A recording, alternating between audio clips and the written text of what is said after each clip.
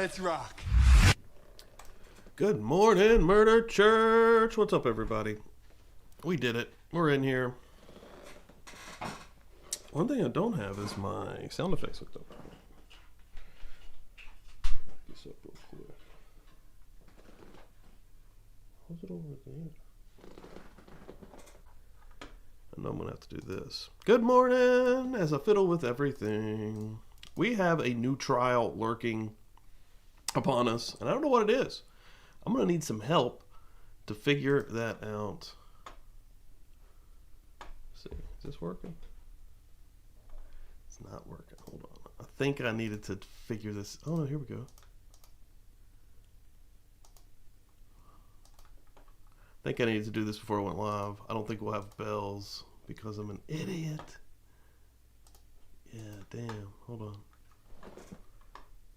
Hold on. Let me switch things.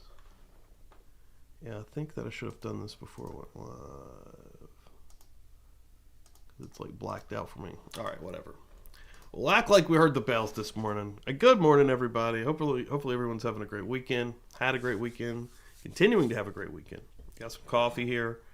See what any fine folks come in here. See if the chat's waking up. Is the chat here with us? Okay. Still waiting for some beautiful people to wake up and join us here. Hopefully we'll have some people that want to vote, because we're going to need some voices this morning. I'm going to have to pick one more trial to put in our tournament. We're going to have an 8-tournament trial to see what the next one will be for Murder Church here. So, and I think I'm going to randomly pick the first one, or the last one rather. So I'm just going to scroll through here blindly. I'll name out what I've got so far.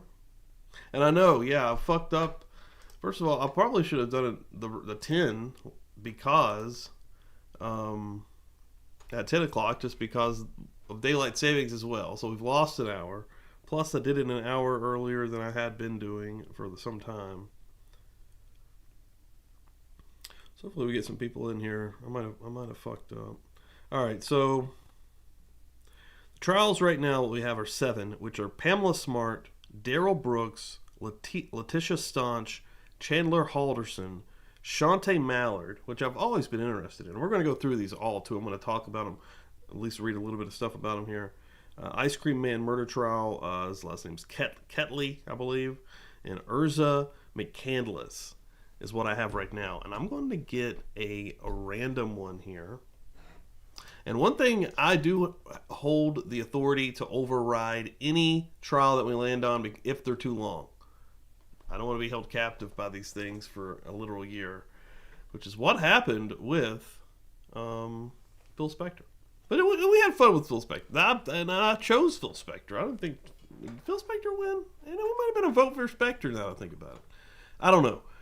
I'm closing my eyes. I'm scrolling through classic evil motherfuckers, weird shit. Let's see what we land on.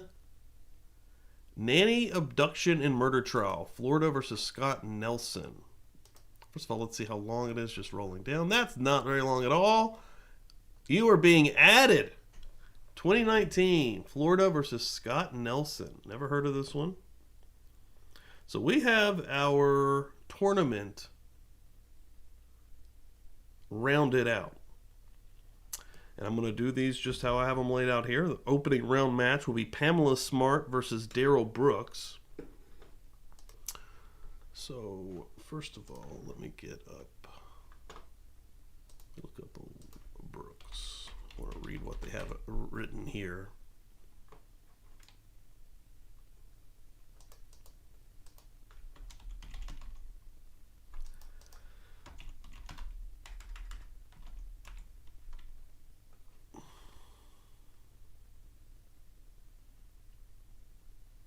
This website's really stupid to search. Jesus. Let me use Google.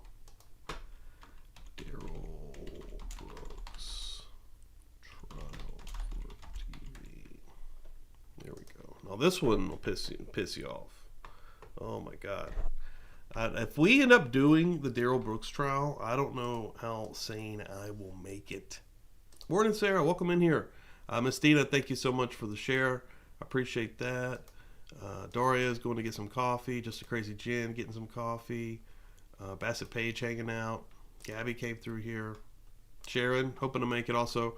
I'd get it. It's early as fuck. I kind of think I might have fucked up. Hopefully this internet's good too, because I did something stupid there too. All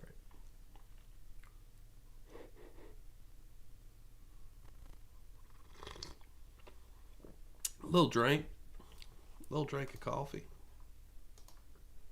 All right. So, Disney Nerd, good morning. Lurking, I go pick up my niece. Okay, awesome, nice. I appreciate you coming through here. Disney Nerd. All right, Darrell Brooks is going to be in the first match here. This son of a bitch. He represents himself. Darrell Brooks is accused of killing 6 people and injuring dozens more when he drove an SUV through the Waukesha Christmas parade in 2021. I'm sure we all remember this. Pretty recent. Brooks, who was facing 76 charges, is representing himself at trial, while his alleged motive, if any, remains unknown. A criminal complaint explains the mayhem immediately followed a domestic incident in what prosecutors may call an anger-fueled rampage. This is one I did keep pretty close eyes on when it was happening. And again, I was pissed. God, this one's going to be rough. This one's going to be me being angry the whole time. So, yeah, the parade guy. That's right. That is right. He's going to be facing...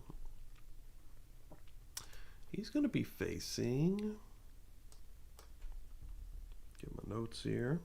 I believe it's Pamela Smart. Let's see which one hers was. I've done forgotten.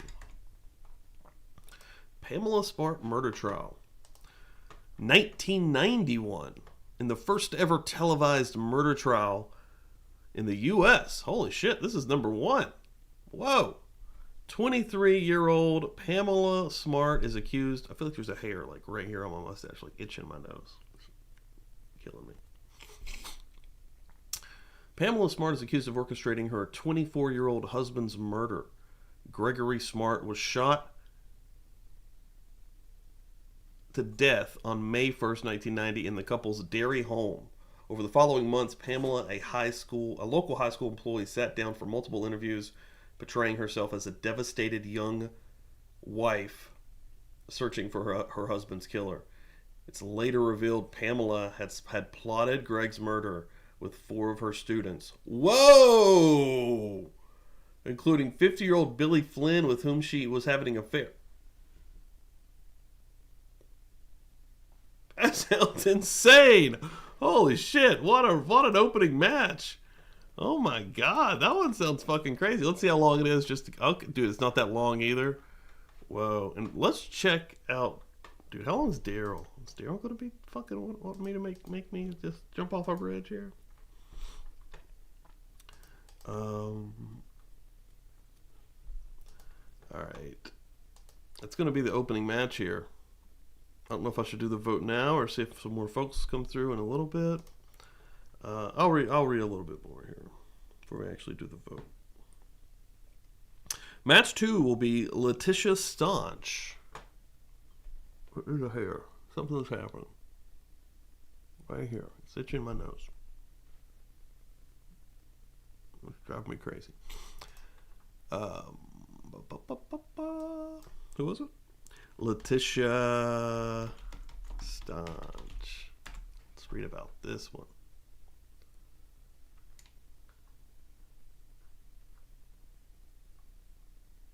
Where is this one? Maybe this one's on YouTube.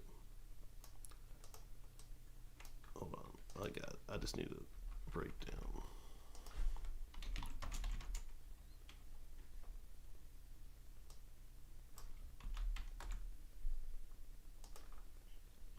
Let's see. According to the arrest affidavit, which was released May 5th, 2020, Letitia Staunch killed Gannon in his bedroom on the day he went missing. She stabbed him. This is a more recent one, isn't it? My nose is itching off. I am not doing well. She stabbed him 18 times, hit him in the head with an object, and shot him with a handgun. Yeah, this one's 2023. I bet this one's on YouTube because I don't see it directly on Court TV. Let's see. Morning. Welcome in, folks. I do remember this bitch's face. I remember this bitch's face from Grizzly always showing this one. Yeah, I think this one's on here. This one looks like it's on YouTube. Yeah, I remember this chick's face. I feel like it was even more recent than... Like, the trial's probably even more recent, right? All right. She will be going against Letitia Staunch, faces in the second match of the tournament Chandler Halderson.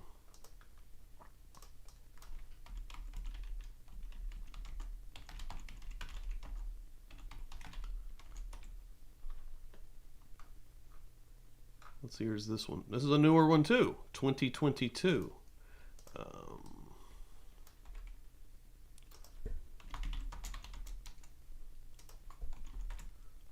Chandler Halderson was charged with 2 counts of first-degree intentional homicide, providing false information on missing persons, mutilating a corpse, and hiding a corpse.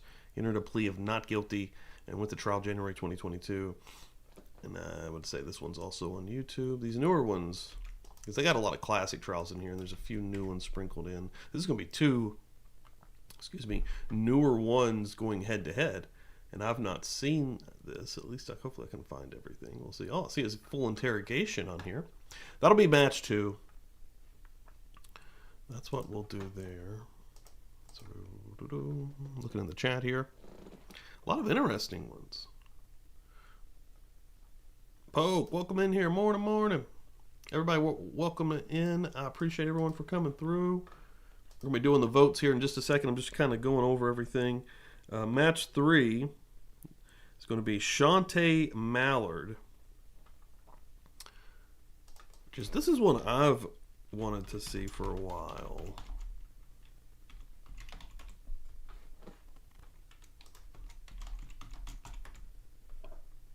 This one is a while too. 2003. Shantae Mallard is accused of murdering a homeless man she struck with her car and left to die in her garage as he dangled from the shattered windshield. Prosecutors contend Mallard is guilty of murder because she failed to stop and get medical help after hitting Gregory Glenn Biggs, 37, on a Fort Worth freeway in the early morning hours of October 26, 2001. Had Mallard sought aid, Biggs could have survived these injuries. She just freaked out. The defense argues the crash was an accident and Mallard was too impaired by drugs to act responsibly. This one sounds crazy. I remember this one being on like the Today Show before school back then when I was actually in 2003. And I remember being like, what the actual fuck is happening? Semi, welcome in. Teresa, welcome in. The fourth match. Oh, wait, no, she's facing. Hold on. In the third match, Shantae is facing the Ice Cream Murder Man. Who's this? Ice Cream Murder TV. I think that's on there. Yeah, this is Keatley. Michael Keatley. How long is this one? See, these all seem like decent lengths.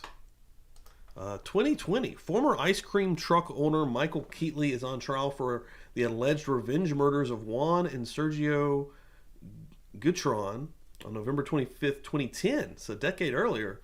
Prosecutors say Keatley planned the crime spree after he was robbed and shot 10 months earlier. The incident left Keatley permanently disabled and unable to work. Evidence reportedly found in the defendant's home shows Keatley's obsession with finding the people who attacked him, focusing on a Hispanic person named Creeper. It was determined the two victims had no connection to Keatley's robbery. Oh, that one sounds crazy. That one sounds like a fucking movie, dude. All right, that's match 3. I think we got some good ones here. And, okay, match 4. Urza McCandless.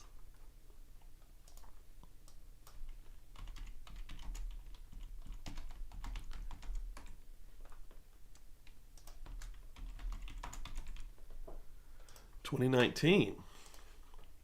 Look at this one. Look at this bitch. Oh my God. Urza McCandless is on trial for the murder of one of her 3 lovers, 24-year-old Alex Woodworth. Prosecutors claim McCandless stabbed Woodworth 16 times on March 22nd, 2018 to rid herself of the inner turmoil of having multiple affairs and an abortion.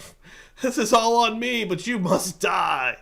The defense argues McCandless acted in self-defense when Woodworth tried to rape her. She is facing life in prison for first-degree murder. Whoa! Well, this one's a little longer, but I think we can handle that. She is facing the last contender. This one I picked randomly this morning to round us off. Scott Nelson. Again, welcome everybody. Got a lot of folks in here. I'm loving to see it. We're going to be able to get a good vote going here. And we're going to start up right here in just a second. So Scott Nelson is facing the chick we just looked at. 2019, another newer one. Scott Nelson is on trial for the kidnapping and murder of beloved Winter Park nanny Jennifer Fulford. Prosecutors say Nelson forced his way into a Winter Park home in September of 2017. He tied up 56-year-old Jennifer Lynn Fulford and put her in the trunk of her own car. He used an ATM to steal $300 from her account. Investigators say Nelson stabbed Fulford several times in a vacant lot outside of Orlando. Due to the accusation that Nelson killed to cover up a robbery, prosecutors filed for the death penalty in this case. Oh, we got a death penalty case, and it's not that long either. We have some good ones, folks. I'm excited. Thanks everyone for coming in here. I appreciate it. Hell yeah. Ruth Ann, good morning. Everybody has come in on a good morning, on a good episode, because we are about to take votes. I'm going to put them right here on YouTube in the chat for you guys to help me pick our Season 8 Murder Church trial. And I'm excited. Thanks everyone for coming in again. So let's go ahead and get it in here.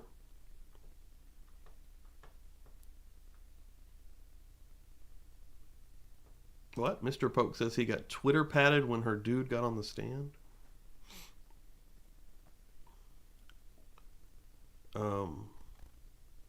You guys probably know a lot of these trials. You guys are you guys go hardcore. Okay, let me get these in here. So we're going to start Pamela Smart. Go round one. Pamela Smart versus Daryl Brooks. Jesus Christ. All right. Round one is up right now. Let your voices be heard. Ladies and gentlemen, who's going to make it to the next round? We shall see. I'll let that sit there for just a moment. You guys can vote. I love to see it. Looking around. Anybody that's been giving out any shares on the old X Machine. Jay, thank you very much. Jay came into my wrestling stream last night over on Twitch, which was really cool. Miss Dina, thank you so much. Seeking Justice, always helping me out. Bassett Page, always helping me out. Thank you guys so much. Seeking Justice, yes. I'm going to retweet yours right now. Repost, whatever the hell we're calling this shit nowadays. Yeah. Nice. We've got this. Let's see who's winning this thing. Who's winning?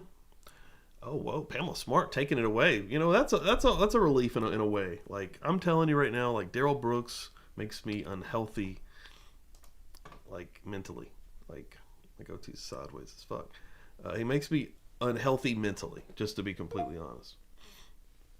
My phone heard that. My phone's like, what? You're unhealthy mentally? They're going to call a doctor. I'm going to be...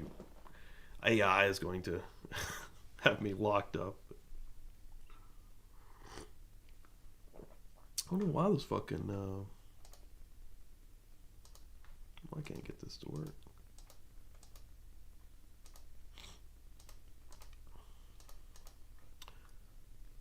Let's see where we're at. I'm about to call it. We're up to 10 votes. There's 15 people in here. There's 5 votes not counted. I'm going to do a countdown. 11 votes. There we go. Oh, there we go. Mr. Poke about to vote. Get in here, Mr. Poke. All the votes that... they make your voice heard.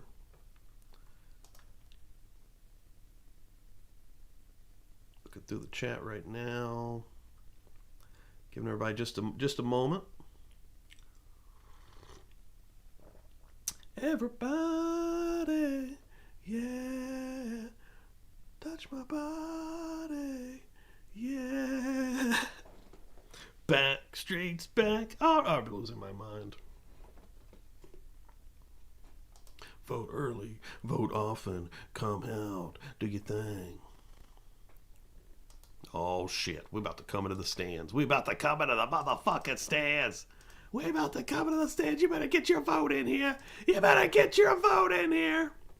If we do Pamela Smart, we can watch the movie with Nicole Kidman and Matt Dillon. Oh, I didn't know. That sounds awesome. Great actors.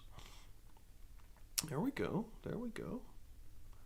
I thought I wanted Daryl Brooks, but hers sounds good. That one sounded crazy. I've not forgot what I was reading out loud, but that one, I think it was hers, wasn't it? Wasn't it hers? Was this the one with the kid and the students? Like, this one sounds fucking crazy, right? Yeah, that was the one where it was like the students helped her. Like, what the fuck, dude? Teenage lover? Oh my god, that one sounds horrible.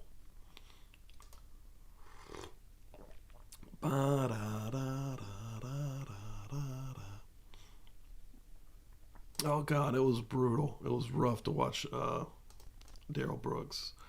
It was really rough to watch Daryl Brooks. All right, I'm about to call it at 12 votes. I'm going to do the countdown. We're doing a 5, 4, 3, 2, 1. And it's a runaway. Pamela Smart is going to the second round. That one sounds pretty interesting. I can't lie. Like, that one might be hard to beat because I popped hard. I was like, shit. All right. Next match. Letitia Stotch versus Chandler Halderson.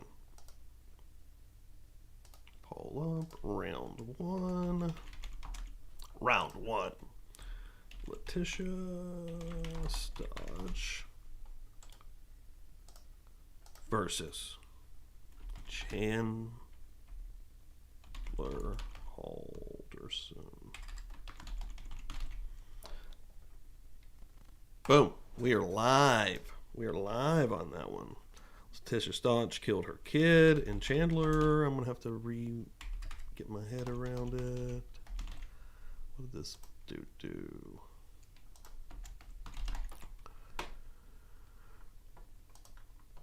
Well, it was a newer one too. That's right. Dismemberment. Okay, we got a child killer against somebody that killed and dismembered somebody.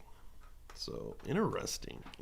That's what. Where else are you going to go to get this kind of morning talk? You know what I'm saying? We all get together. We talk a little bit about a little murder, a little bit of death. You know, we're a family. It brings us together.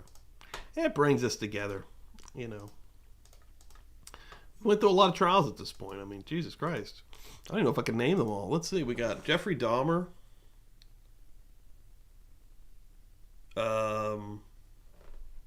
Jeffrey Dahmer. What was number 2? Kevorkian with Bob, I think was season 2. Or was that season 3? And then we did Joel Guy Jr., who was really crazy. And Phil Spector, we were trapped in forever.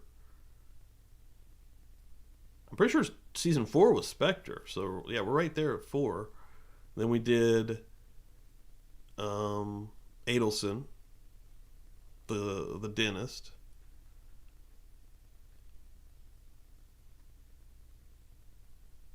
And then we did... What did we do before Wernos? What did we do right before Wernos? I think I'm missing one, and it's one of the newer ones, which is crazy. Looking in the chat. What did I do right before Wernos? Looking back here. Oh, okay. It was Adelson. So what was before Adelson? So we got 7, 6, maybe 5 was Spectre. God, I have to go back so far before Spectre, though. Hold on, I'm just scrolling. Okay, Charlie Adelson. Okay, so I'm missing another one. I feel like, hold on, I'm going back. God, I've been streaming for so long. This is crazy. Over 3 years of live streams, like weekly. Like, that's actually insane. I feel like. All right, here we go. We're getting to it. Before Spectre was Joel Guy Jr. Okay, before Joel Guy Jr. was... maybe I got them all. I did like a little... Okay, Dr. Kevorkian. Before Kevorkian, am I missing one there? Before Kevorkian? No, Jeffrey Dahmer. Okay. So that's 1, 2... Am I off? I've had like little specials with Manson stuff, but I don't really count those as full seasons. So 3 would be Joel. 4 is Spectre, which again lasted for a year and a fucking half of my life. Our lives. After Spectre, so 4. 5 was Adelson. Oh, we're on... oh, shit, I'm off. This is season 7. Okay. Season 6 would have been Eileen Wuornos, which we just ended. Wow. So we're going into season 7. Dude, Guy was crazy. Guy was insane. All right. I just had a little flashback there. 15 votes on this one. We're up from last time. Hell yeah. Thanks, everyone, for coming through. And this one was closer. We are at 53 to 47. Chandler Halderson is beating Letitia Staunch. And I'm going to give it just another 5 seconds. 5, 4, 3, 2, 1. Boom. Chandler Halderson, I think I'm saying that correctly. I haven't actually heard it out loud. Versus Pamela Smart for the second round opener. All right. All right. Who we got next here? Shantae Mallard. Now, this one again, I think I've been interested in Shantae Mallard for years. I believe I put this on. I've had this one at least talked about before as a possibility. So round 1, Shantae Mallard. And again, this is the one who hit the guy. She didn't call anybody for help. He died on her fucking windshield in her garage. How horrible. Versus, I'm going to put Ice Cream Man Killer. It sounds better. Like, that one sounds like it'd be like a serial killer. The Ice Cream Man. Oh, my God. No, it's just some dude that owned an ice cream truck that got robbed, and that's really sad. But it seems from what I've read that he got the wrong people that robbed him and killed some innocent people. So I don't know. Let's go. Boom. It's up. It's live. Match 3. Let's go. That one sounds interesting, though. But Shantae Mallard sounds interesting, okay? You got a chick who killed a dude after hitting him on the interstate or freeway, driving all the way back to her house, and saying, fuck it, going inside. If I remember the story right, she went back out and checked on him, and he was still alive. She waited for him to die, and then called like a neighbor or a friend or somebody to come and help her. I think that's probably where she fucked up and got caught, because you implementing somebody else like that is not good. We haven't watched this one. Any of the ones on here we haven't watched. I went over all the ones we just watched. I thought we were in another season, but like I've done a few specials. The Manson. There was a couple of weeks where between a trial or something, I did like Manson parole hearings, and I think I have done like one-off rando. I think during what's her fucking name? Sarah Boone's trial. I think one morning I did like a special because I was doing a lot of Sarah Boone content. Sarah Boone's been one of my, for lack of a better one of my favorites, quite honestly, to really dive into, because she is such a maniac, an absolute fucking psycho. And looking back here, rules though, like, man, I've had so much content. Like, this is fucking, it's crazy, dude. Like, this is like 8 months back, dude. Like, holy crap. I was putting in the work, bro. Putting in that work, dude. Who's going to win it? Who's going to win it? Oh, it's a close one again. Damn, Shantae's got it right now. We got 14 votes in here. I'm going to give it just a second here. How many people we got here? 17? Thanks everyone for coming through and helping me out. Leah, what's up? Morning. Make sure your voice is heard. We're doing some votes this morning. Everybody, yeah, touch your body.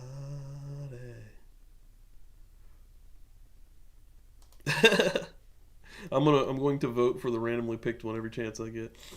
Love it. Wild side morning. There we go. You know who didn't show up? Holly Berry. Holly fucking Berry said, I ain't gonna wake up. I get it, man. It's early. Hell, we lost an hour of sleep. I'd be real surprised if she walked in the door of the church. We had a really good time on Frill Friday, man. Frill Friday was super fun. I got drunk. I haven't drank like that this entire year because I've had like some worries about my liver, and I got word back it was good. But I said, fuck it. I had a shot. I drank like 5. Actually, counting the one at the restaurant, I probably drank like 5.5 to 6 beers, which is a lot for somebody that hadn't drank like that in a minute. And it was really fun though. Like, it was super duper fun. It was cool. It was a good one. She is not. She's like, nah, we ain't doing all that. Holly Berry. All right, where we at? About to call it. Whoa, there we go. 15 votes. Shantae is about to pull it off. I'm going to call it 5, 4, 3, 2, 1. Boom. Shantae making it to the second round. There we go. Shantae Mallard. Now the last match of round 1. We have Urza McCandless. I think I'm saying that correct. Urza McCandless. Oh yeah, this is that. She looks crazy. Dude, her face looks nuts to me.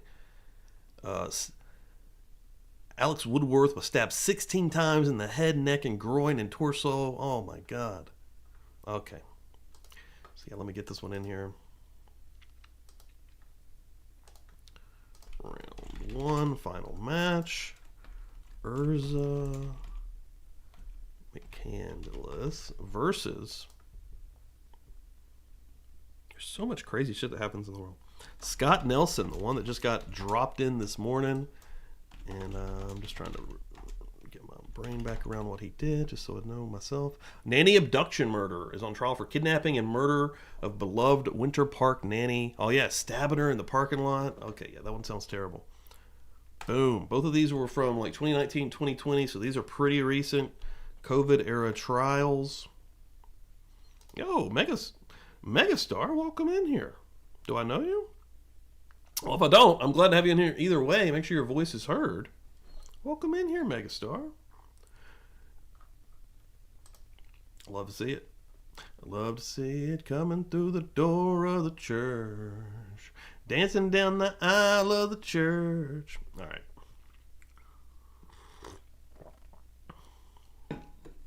If your name's Meg and your name is Megastar, that's amazing. Holy shit, that's a great name also, man. I love a good name. Good play on words. There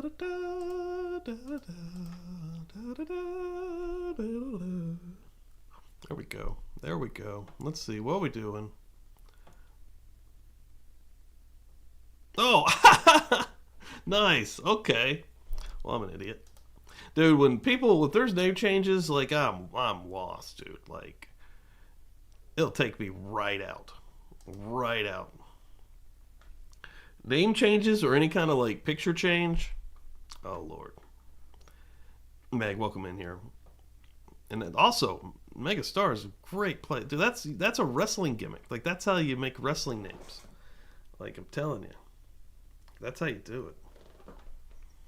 Dude, I'm telling you, that's exactly it. That'll fuck me up all day, every day. Welcome in here, Meg. I remember Meg. Where we at? Where we at right now? Let me check. Get your voices heard. Round one. Whoa. Okay. Urza McCandless is killing. Oh, shouldn't say that. Is beating Scott Nelson. Dude, wouldn't it be cool? We can't put these people in like actual death matches. Holy shit! I'm gonna create. Whoa!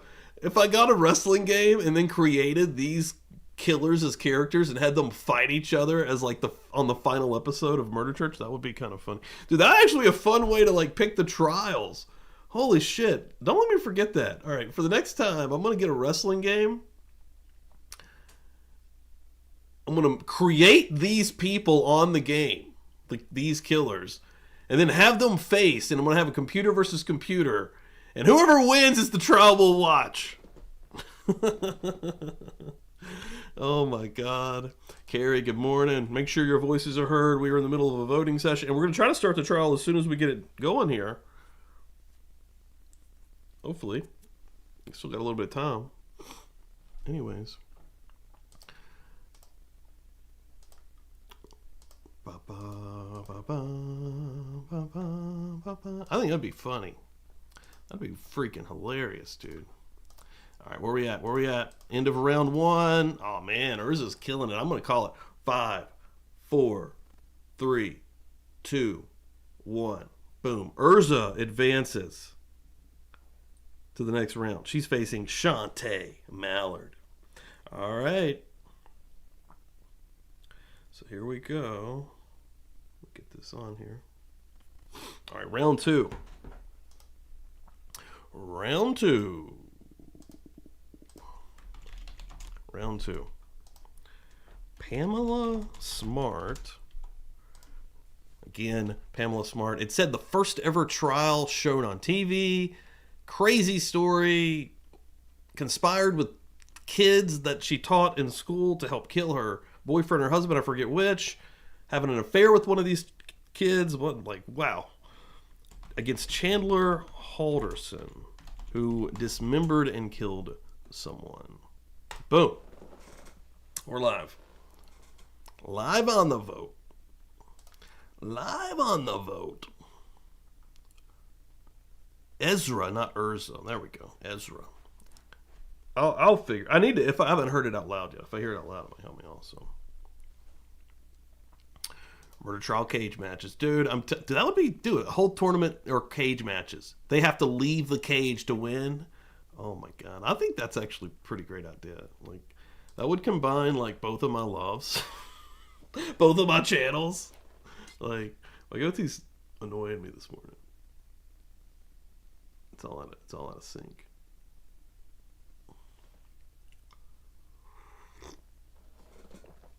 Oh my God. Ew. Yeah, not a fan of the time change. I will tell you that, guys. Not a fan of the time change. Chandler one freaks me out because it seems like something I could do. Whoa!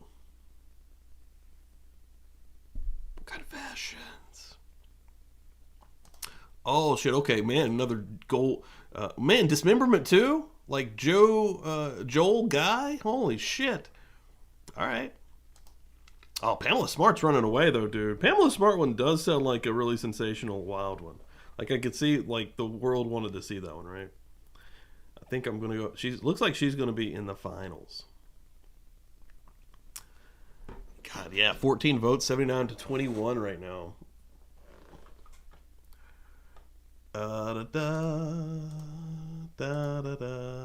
Should I call it? I'm about to do the countdown. About to do it.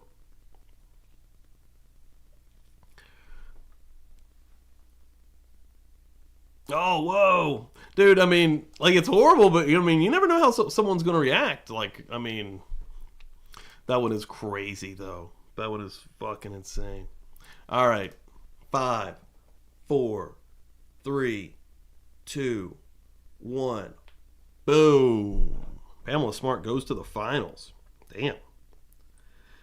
Shantae Mallard and Ezra.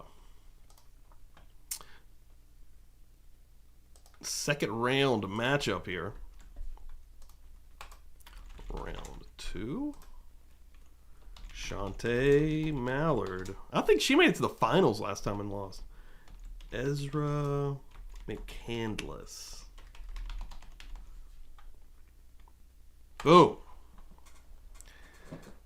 I mean, hitting somebody with your car and then letting them die inside of the windshield because they can't get out of it like a fucking bug is crazy. And Ezra's a nut job too, it seems like. Dude, her face though. There's something about me. Her face that's nuts. I mean, to be able to kill somebody the way she did too, my God. Body discovered 2018 on that one. I don't know. Whoa, Shantae pulling away. Uh-oh. Oh, shit. Dude, you never know how people's gonna react, dude. Like...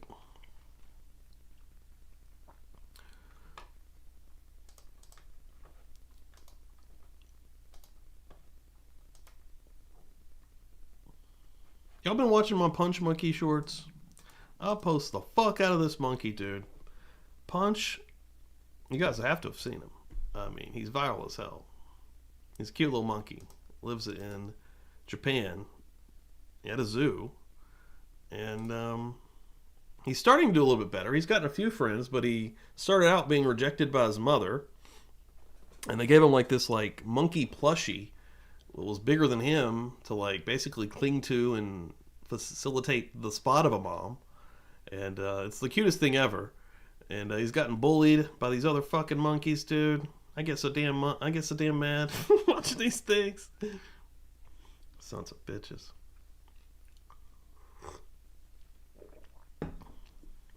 Oh, Punch boy. Now, wouldn't he do need a punch emoji? Dude, I post the hell out of some Punch shorts. Punch is out here, boy. Oh, dude, the zookeeper, I call him Big Bro. That's his brother, man. He helped him. Yeah, I posted one on Friday. He was getting sort of like bullied a little bit, dude. Ran straight to the fucking zookeeper up on him, and the zookeeper took him away. Yeah, that's all people were selling this thing, too, right? Like, I guess it's out there you can buy. Oh, we got 16 votes on this one. Shantae. I think she's going to pull it ahead. I'm about to do the count. We're about to go to the finals here, folks.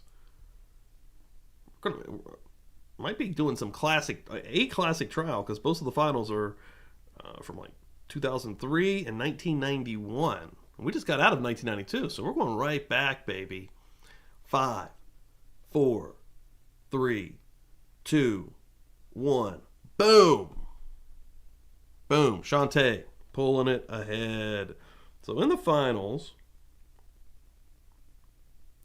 we have a motherfucking match. We got a match. Boom. Pamela Smart. Sounds like an absolute menace to society. What a maniac. Conspiring with children to kill her adult lover so she can fuck children. Okay. Pamela Smart. This is like a regular thing in the news now. Finals. She was us early, actually. Pamela Smart versus Shantae Mallard. Again, letting a man die like a bug on her windshield. Who will win? Who will win? Yeah, I'll have to figure out a punch emoji. Little punch. I just went over to X for a second. I see him all hanging out.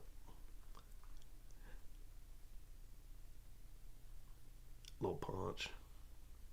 I hope he grows big and strong and takes over the whole zoo, becomes the man. Dude, he is smart. I'm watching right now, dude, and you guys see the way he like stands up straight up and can walk on his hind legs for long periods of time.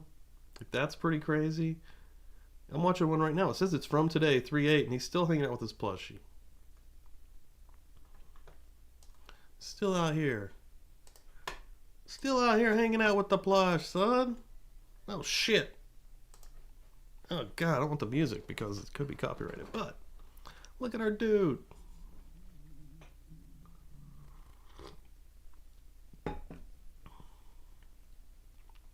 Dude, I saw one, they were trying to shake him off some chains. I saw him, like, throwing him in water.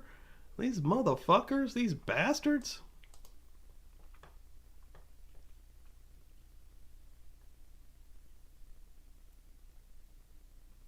Oh, nice. I wish YouTube had emotes.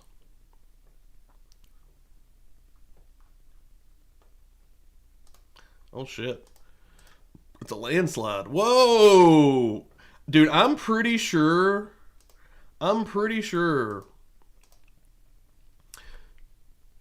Shantae Mallard has made it to the finals twice now and lost. Wow.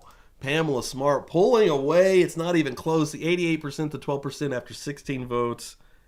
We're going into Pamela Smart, I think, and I want to see how big was hers. I don't think it was that crazy, but I do want to see.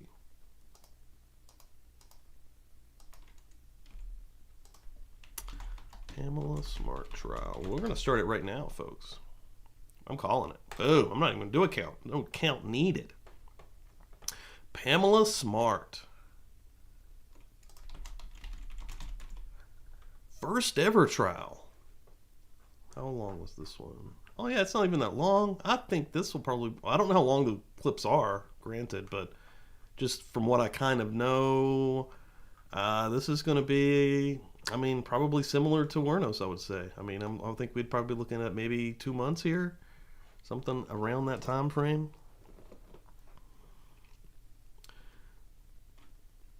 See what happens. I'm going to see what happens. We're going into it. Yeah. I like the voting system, though. It's cool. I think the wrestling idea is pretty awesome, though. Literally creating these killers as characters and then having them fucking fight and then... You can put them in crazy things, too, dude. Like, there's Inferno matches where they're surrounded by fire and... Alright. Let's do it. Thanks, everyone, for coming in and hanging out. Who wants to start up this morning? Let's do it. Go ahead and jump in and get ourselves settled in with this. Sounding like a psychopath, you know. I don't. Let's go. Let's go. Opening statement. What we got? 47 minutes. Pamela Smart is on trial for the 1990 murder of her husband, 24-year-old Greg Smart. Poor fucking guy. The prosecution claims she convinced 4 teenage students, one of whom she was sleeping with, to murder her husband for insurance policy. How fucking stupid can you be? So first of all, hopefully we got a cool judge. That is one thing that I hope. Let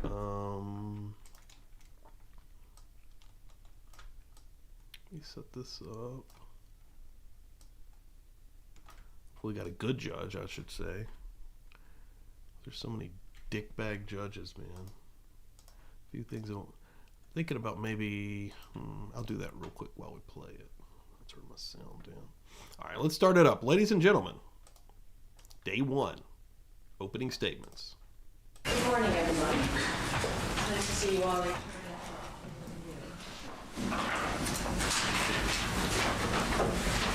Okay, hold on. I need to fix the sound for myself. Very loud for me.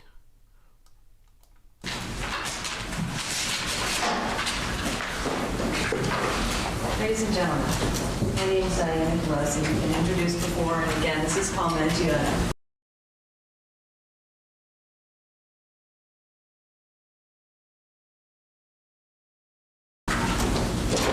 On May 1st, 1990, Gregory Smart came home from a late business meeting.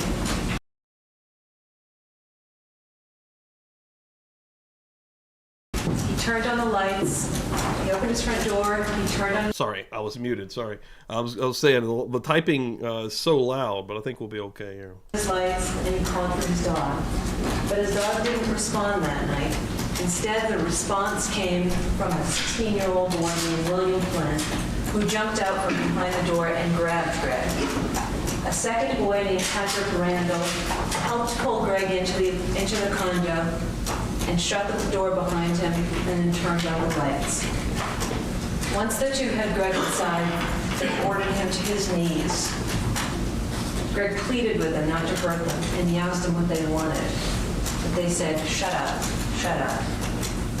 After they had him on his knees, Patrick Randall held Greg by the hair with a knife in front of his throat.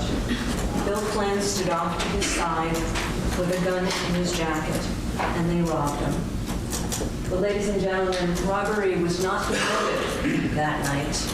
Murder was. After they robbed him, Bill Flynn tapped his jacket pocket and looked to Patrick Randall. And Patrick Randall nodded yes. Bill Flynn took a .38 caliber revolver from his inside jacket pocket, pulled the hammer back, pointed it at his kneeling victim, and fired one fatal shot into the head of Gregory Smart. Gregory Smart, the man that was killed that night, was the defendant's husband. William Flynn, the 16-year-old boy who pulled the trigger, was the defendant's lover. And ladies and gentlemen, it was that woman who initiated, orchestrated, and directed William Flynn to kill her husband. Now, how did it happen that the defendant convinced William Flynn to kill Gregory Smart on May 1st? Well, this case really begins back in the fall of 1989. The defendant lived in Derry with her husband. He was 24 years old. His name was Gregory Smart. He was an insurance salesman for Metropolitan Life Insurance. They had been married just since the prior May. Greg worked at Metropolitan. He followed in the footsteps of his dad.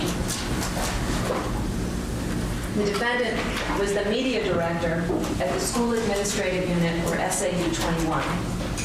Her office building was located across the parking lot from Winnicott High School. William Flynn was a sophomore at Winnicott High. When he met the defendant, he was 15 years old. She was 22. 15 and 22.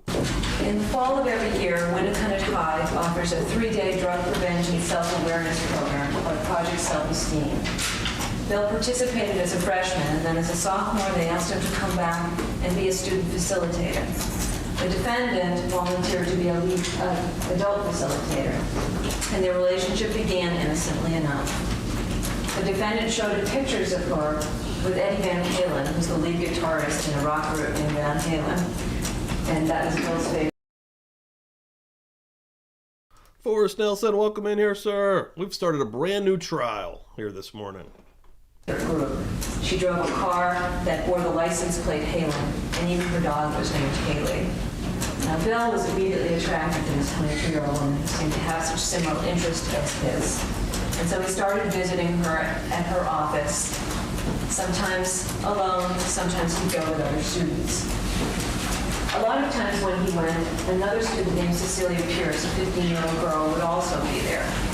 Cecilia also met the defendant as a student intern, as a student facilitator, and after that she became the defendant's student intern at the media center. She went over 2 periods every day and worked with the defendant, and they became very, very close friends.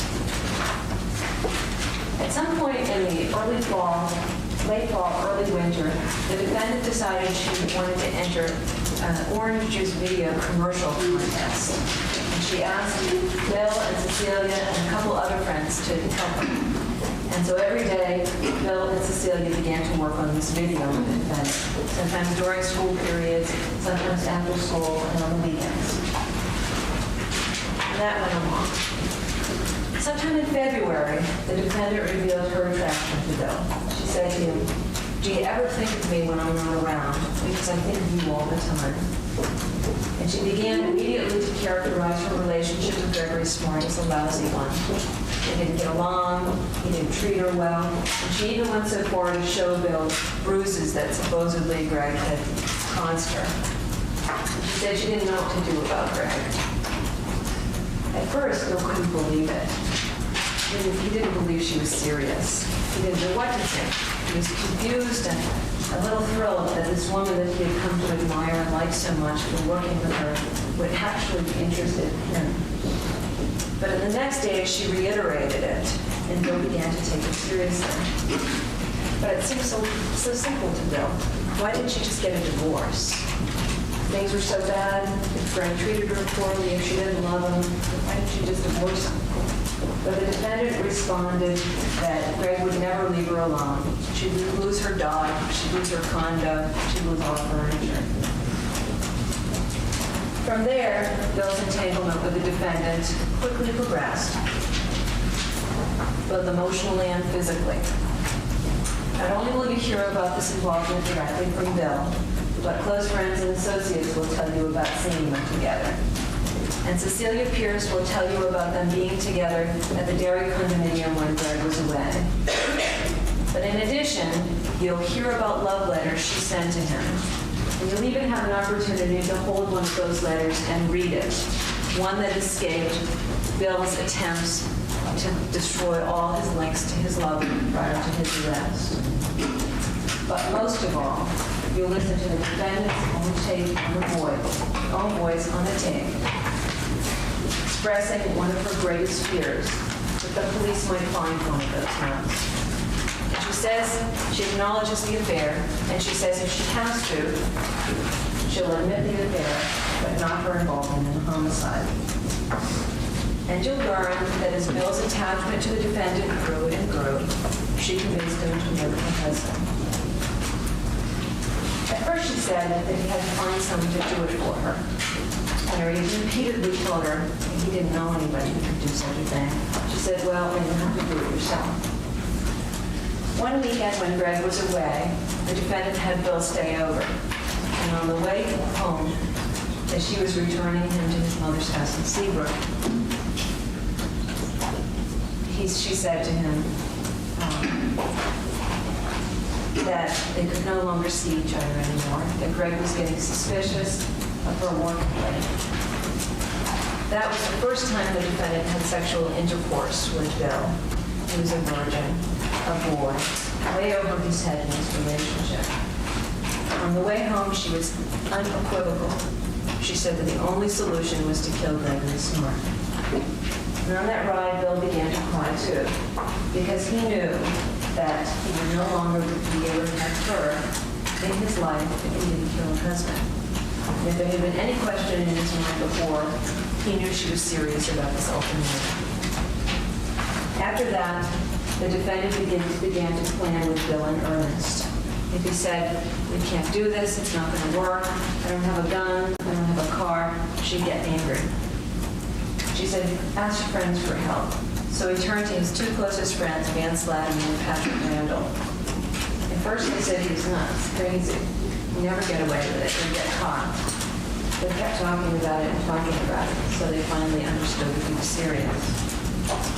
And Bill told the defendant, nobody's going to do this for nothing. So she said, well, they could have anything in the condo. They could take anything, a VCR, a stereo. And when Bill promised his friends $1,000 for their assistance, she said, all right, she'd pay, but not $1,000. She'd only pay $500. And as he talked it over with his friends, the defendant... No, on Court TV, they don't have that option. Oh, wait. Holy shit, they do. Damn. Oh, shit. They didn't used to. Oh. Talked it over with oh, we do. Pierce on a daily Holy shit. basis. Hold on. I have to He's her confidant. take my thing down. Well, this was the defendant's plan. She told Bill to bring black clothes to change into behind the shopping closet that was adjacent to her condominium so that they wouldn't be seen as they went from the shopping plaza across the field to her unit.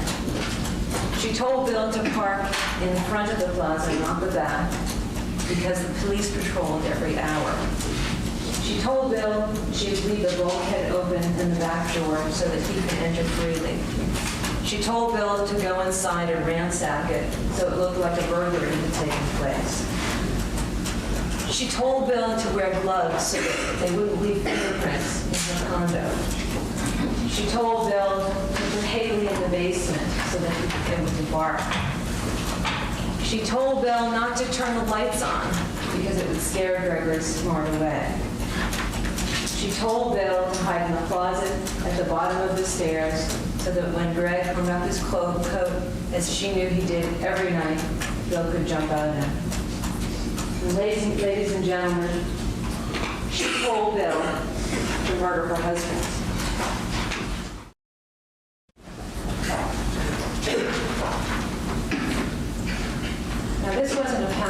idea or thought. The defendant tried to put the plan into action on 2 prior occasions. She said to Bill once she had a meeting and that Greg would be home late. She instructed him to find a gun in a car, and she said that was the night that he had to do it. But Bill didn't take her seriously enough, so he didn't do anything. Instead, when that night came, he called her, and he said he couldn't kill Greg that night because he couldn't find a car. And Bill will tell you that the defendant flipped out and started yelling at him. She said that he wouldn't do it and they couldn't see each other anymore. And Bill began to cry. And when he hung up the phone, he believed that night that they were over. But the next day, the defendant said everything was okay because she had another meeting and he had another opportunity to kill her. Oh, what did Jay said? Jay Well, money this in the next time, hell? Bill got a little closer. He asked an older Seabrook friend named Raymond Fowler to help. Fowler, enticed by the stuff that he could take from the apartment and by the money, agreed to go along. But they had the same 2 old problems: no gun and no car. They searched to no avail for a gun, and finally the 2 decided that they would stab Greg instead. And the defendant came through with the car. She promised she would leave the keys in her car while she was in her office building attending that meeting. So a few weeks before May 1st, William Fowler, Patrick Randall, Dan Slaviny, Patrick Randall, William Flynn, and Danny Blake went to the Newington Mall. They were driven there by a kid named Chris Goslin. They were going to buy concert tickets. And on the way back, Raymond Fowler and William Flynn were dropped off at Smart's car. And only Bill will tell you about this, but the other boys that were in the car will corroborate it. And as planned, the defendant left her keys in the car. And on the car stereo, she left a tape set to play a Van Halen song, the song that she had played for Bill the first time that they had had sex. Its name is Black and Blue.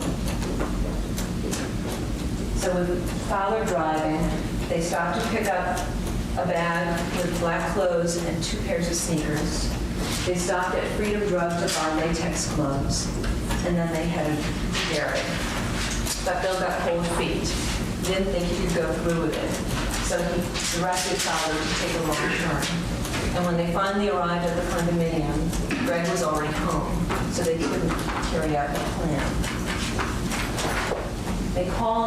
Bill called the defendant from the shopping plaza near the condo. And she said, hurry back, because she was hiding in her office and she was afraid she would be seen. When the 2 boys returned to Winnicott, to her office building, she asked to see the gun. And when Raymond Fowler showed her the knife, she got upset. She said stabbing was too messy. And after they dropped Raymond Fowler off, she turned her anger and her disappointment to Bill. She said that he never intended to kill her husband, that he had intentionally gotten lost on the way, and that if he wasn't going to do it, then they couldn't see each other anymore. And Bill got upset. And he assured her that he would do it, that it was an error, and that he had gotten lost because he had never gone up to the condominium in the dark, even though she had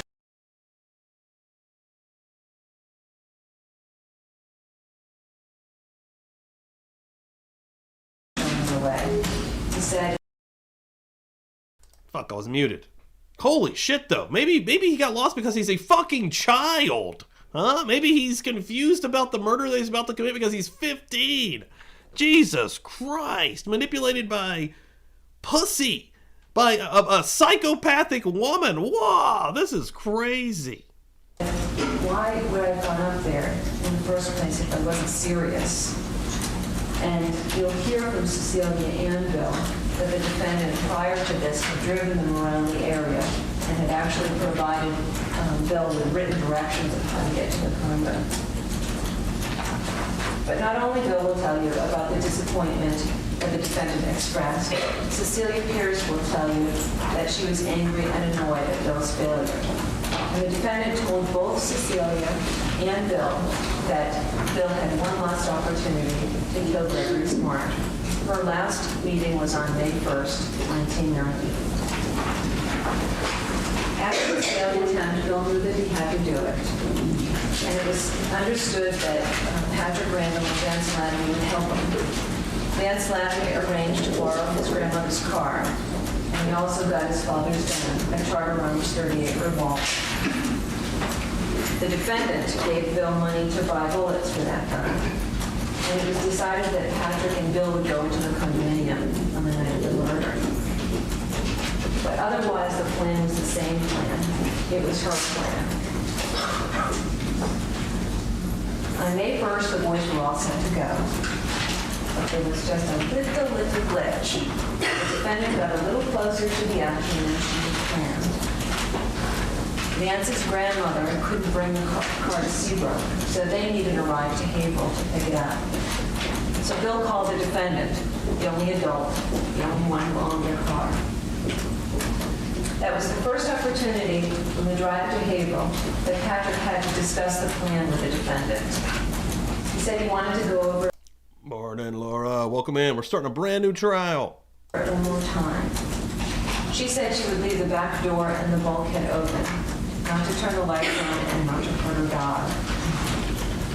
She said in the car ride that she left some jewelry in a box upstairs that they could take. And she questioned how she should react when she came home and she found her husband dead on the floor. Should she scream? Should she run door to door to the neighbors for help? And when she was asked by Pete if she would mind seeing a lot of blood, because he would rather stab Greg than shoot him because it was quieter, she said no. She didn't want blood on her furniture. It was too messy. But Bill assured her that he'd shoot him, and at some point he showed her the gun. After they returned to Seabrook from Haverhill with JR is the nickname for Vance Latamy's car, the defendant left. The three boys went to Bill's house to get the duffel bag with the black clothes, the sneakers, and the latex gloves, and they picked up Raymond Fowler at Ralph Welch's house. From there, it went exactly as the defendant had planned. The boys arrived at the shopping plaza, and they waited till dark. Bill and Patrick changed behind the plaza. They entered the condo by the bulkhead door, and they went in and they ransacked it. And they waited and waited for Gregory Smart to come home. And when he did, they grabbed him, they pulled him inside, they got him on his knees, and while Patrick held him by the hair with a knife in front of him, Bill Flynn shot him once in the head. And then they fled, and Vance and Raymond picked him up behind the shopping mall, and they all returned to Seabrook. For the defendant's participation in the premeditated and deliberate murder of her husband, she is charged with a crime of accomplice to first-degree murder. Man, it'll be interesting to see. Probably have to do a little bit of snooping myself. I don't know if it'd come out in this where they're. I'd imagine they're still underage here, but I mean, I wonder what happened to this kid or these kids. We will prove that the defendant, with the purpose of facilitating and promoting the first-degree murder of her husband, Gregory Smart, she aided Bill in the planning and commission of the murder, and that William Flynn purposely caused the death of Gregory Smart by shooting him in the head. She's also charged with conspiracy to commit murder. We will prove that the defendant, with the purpose that the murder of her husband be committed, she agreed with William Flynn to cause the murder to be committed, and in furtherance of that conspiracy, at least one overt act was taken by one of the co-conspirators that were listed in the indictment that was read to you by the clerk of courts yesterday. Now, after the murder, you'll hear about the cover-up and the defendant's attempts to ensure that she wasn't found out. She collected the $140,000 in insurance money that was available due to the death of her husband. As the police investigation progressed, she kept her co-conspirators, accomplices informed through Bill. There were no apparent suspects. And she continued her illicit affair with her juvenile lover, all as she had planned. But in June, almost a month and a half after the death of her husband, something happened that the defendant didn't plan for. Raymond Fowler began to talk, and Ralph Welch, a boy who lived with the Latimys, heard, and he confronted his two very good friends, Vance Latimy and Patrick Randall, and they told him what they had done on May 1st. Ralph, devastated by what he had heard, went to the Latimy parents. And Mr. Latimy went and retrieved his .38 caliber revolver from his drawer of the bureau where his son had returned it. And he and his wife, despite the apparent involvement of their own son, brought the gun down to the Seabrook Police Department for a ballistics test. And the defendant's perfect murder began to unravel. Within 2 days, William Flynn, Vance Latimy, and Patrick Randall turned themselves in and were arrested.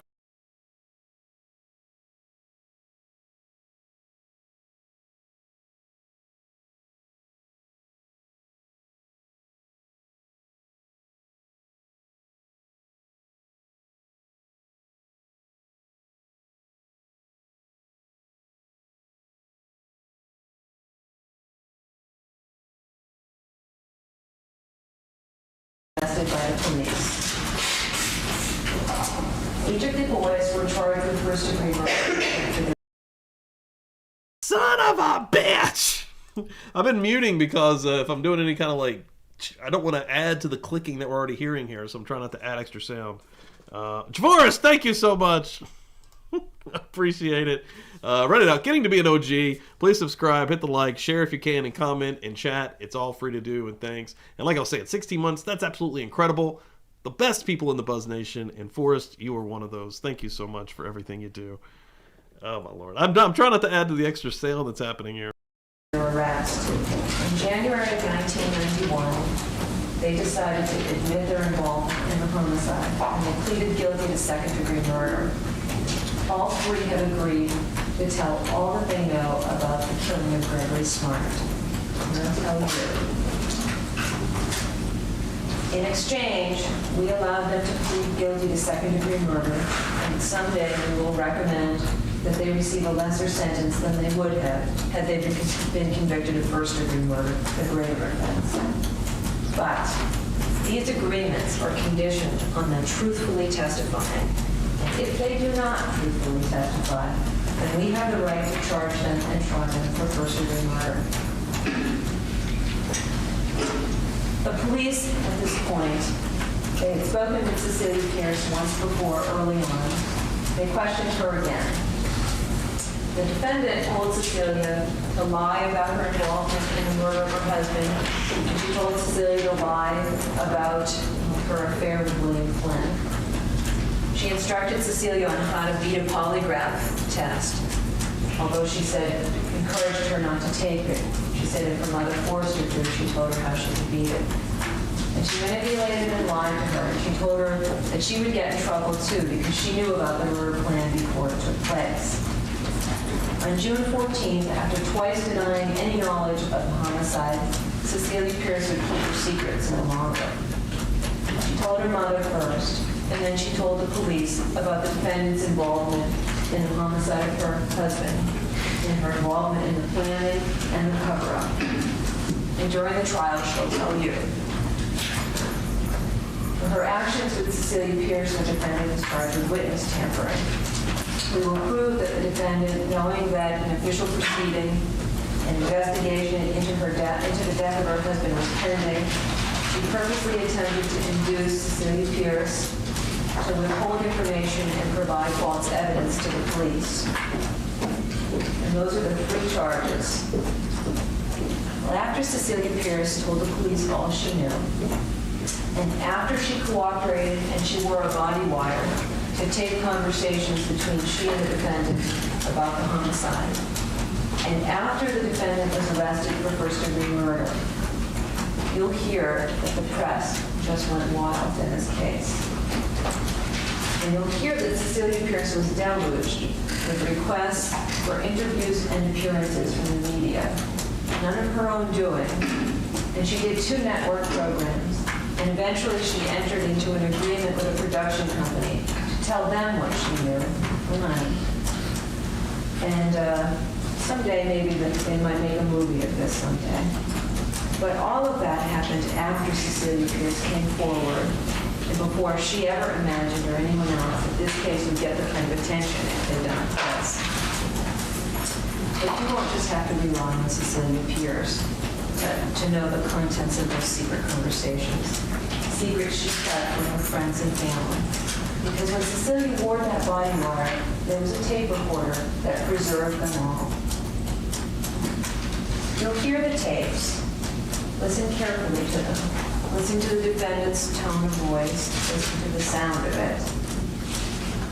We'll play them completely for you. Now, as you can well imagine, surveillance tapes aren't recorded under the best of acoustic circumstances. But if you listen carefully, you will hear the defendant admit that nothing was going wrong with her claim until Vance and Patrick told Ralph Welch. You'll hear her admit her affair with William Flynn, that if she had to, she would admit the affair, but never her involvement in the homicide. You'll hear in her own voice how she tries to persuade Cecilia Pierce not to tell the truth to the police. Because if she tells the truth, listen, Vance, Patrick, William Flynn, and the defendant will slam her for the rest of their lives. Ladies and gentlemen, we are sure that when you hear the words of the defendant on that tape, on those tapes, when you hear the testimony of William Flynn, Patrick Randall, Vance Latity, and Cecilia Pierce, and all of the other witnesses that will present to you at this trial, that you will come to the only possible verdicts in this case. At the close of the trial, Almanziano will stand before you, and he will ask that you return 3 verdicts of guilty.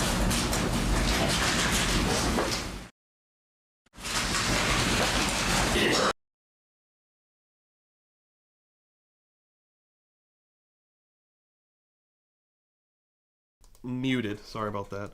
Just actually Googled that one we're talking about there in chat, the Travis Turner one. Yeah, that's 2 hours from me. Like, that one was way too close. And hell, there's even closer ones than that sometimes, but Jesus. Thank you. So it looks like we got the prosecution's open, or are we going to go into the defense's opening?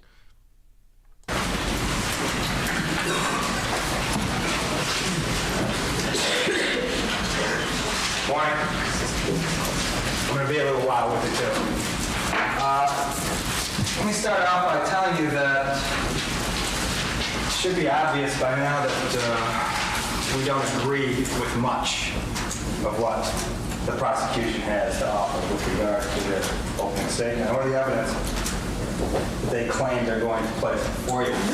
I'd like to give you a little overview of what we plan to have presented before you, how it's going to be presented, through what individuals it will be presented, and I'd like to characterize some of the evidence just like the prosecution has. I suppose the best way for me to explain this is that what will be coming before you from prosecution witnesses, right off that stand, who take an oath and who have made deals with the prosecution, will probably be one of the most vile concoctions ever assembled in one courtroom in the state of New Hampshire. Essentially, it will be one of the most toxic suits that you will have to engulf and drink to believe what the prosecution has to offer. It's a case based on primarily innuendo and speculation, guesswork on the part of these so-called witnesses, making major logical leaps from one point to another. And I'll get into that with you in a moment. What really is happening here is that you have a series of witnesses that not only conspired and acted together to slaughter a young human being on May 1, 1990, but now, ladies and gentlemen, they have conspired and plotted to save their hides. But not only save their hides, because it gets even more pungent. Pamela's fate really rests with you folks in separating what has been called the wheat from the chaff. And what happens And what has happened in history when you separate the wheat from the chaff is that the husk and so forth is blown off the wheat. And that kernel of wheat falls to the ground because it's heavier than that disposable, that garbage that's around it. In fact, the garbage, the chaff, is cast into the wind. And it flies away from that which is the kernel. And in this particular case, the kernel will be the truth. And that kernel will be obtained not when the prosecution places these witnesses on that stand and asks them about direct testimony. But no, the kernel will be obtained during cross-examination. And why is that? The reason is that each and every one of the prosecution's star witnesses has something to gain or lose. Big time. Dude, he sort of reminds me of Phil Collins. From that stand. The names Randall, Laramie, Flynn, Pierce, just to name four, have something to gain or lose. Whether it be liberty, their freedom, whether it be an interest in a mega $1,000 film production. That's how low and soap opera this particular case presentation will be. That's the level that you're going to be dealing with when you deal with these star witnesses, these poor young boys that the prosecution claims have been led around by the nose by Pam. These poor young boys that must not have a conscience or a mind of their own and only follow directions from somebody. Well, folks, you've heard their characterization of these poor young boys. Let me characterize them for you. In fact, in some cases, the defense and the prosecution fight over everything in the case. I'm going to tell you right now, I agree wholeheartedly with the prosecution's position that William Flynn is a cold-blooded murderer, and that his buddies, who are closer than brothers, Laramie and Randall, are just as cold. I'm going to tell you right now that when they are subjected to cross-examination, you're not going to see the whimpering puppies that have been characterized by the prosecution. But you're going to see thrill killers, young thrill killers.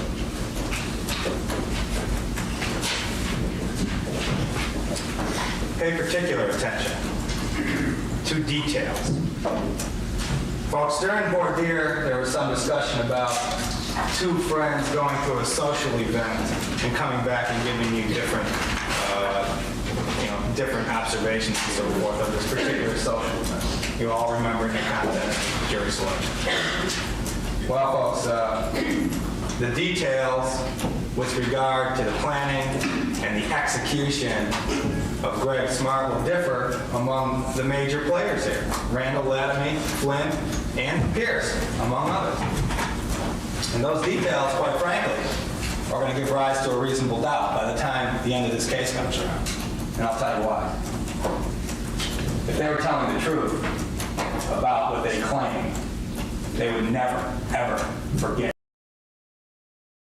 Pope, thanks for that share. Appreciate that. I'm sharing your share now. Details like those which they're going to claim they forget when they hit that stand. The one inescapable conclusion you're going to come to is that they're hiding something from you and that they're conspiring yet again. And have they had the opportunity to put a story together? You bet they have, and that'll come out before you too.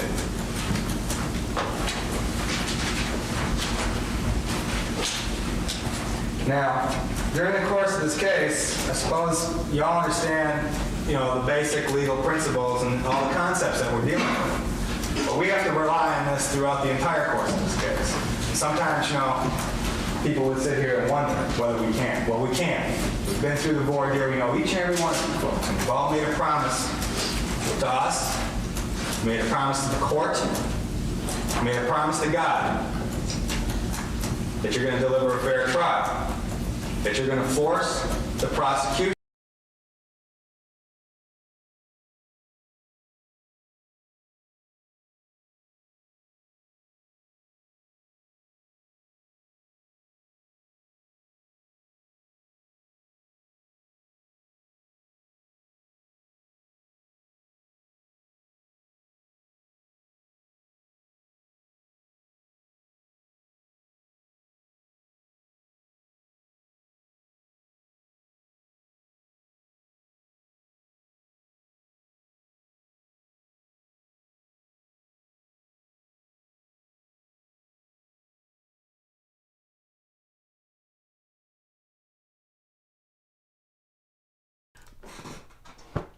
Oh my God! I was rolling! Oh my God, this trial's gonna drive me crazy, isn't it? I'm gonna lose my mind. Oh my God, I was rolling! All right, $10, Teresa, thank you so much. Giving you some love. I even sang because my sound effects are fucked up. Oh my God. Baby, I got your money, don't you worry. Oh my Lord. We're only one away from a spin on a wheel. We have 11 right now, thanks to Teresa. And you make it an amazing place to be, Teresa. Thank you so much for coming through and helping me out. I'm going to lose my mind on this trial. Oh my Lord. One away from a wheel spin. Will we get it this morning? Or will I go crazy first? We shall see. To put on a case beyond a reasonable doubt. That you're just not going to sit back and idly watch trained dogs jump through hoops because of their own little personal agenda on the stand.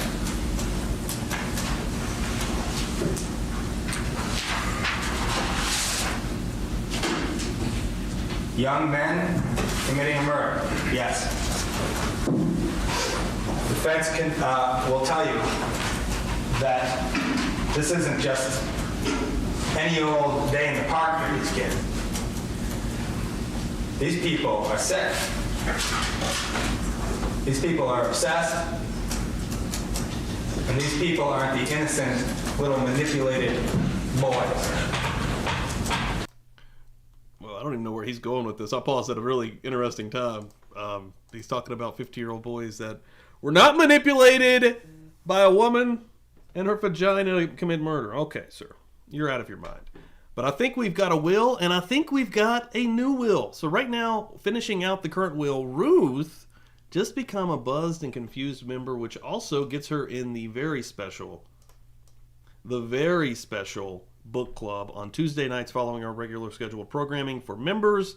So we have completed a will. Thank you, Ruth Ann. I appreciate the shit out of that. But also starting a new will. Boom. From the chat. Let me get it popped up here. Through the Cash App. Bro, J Money. Jason coming through here. Thank you so much, brother. Appreciate that. Not only here on Publicly Buzzed, but Wrestle Plunge content as well. $5. And that is how you start a brand new will with a $5 holler through the Cash App. And I appreciate the shit out of that. Thank you very much. And J Money has incredible luck, is what he has. J Money has won a bunch of wills. He has a shirt coming right now, soon.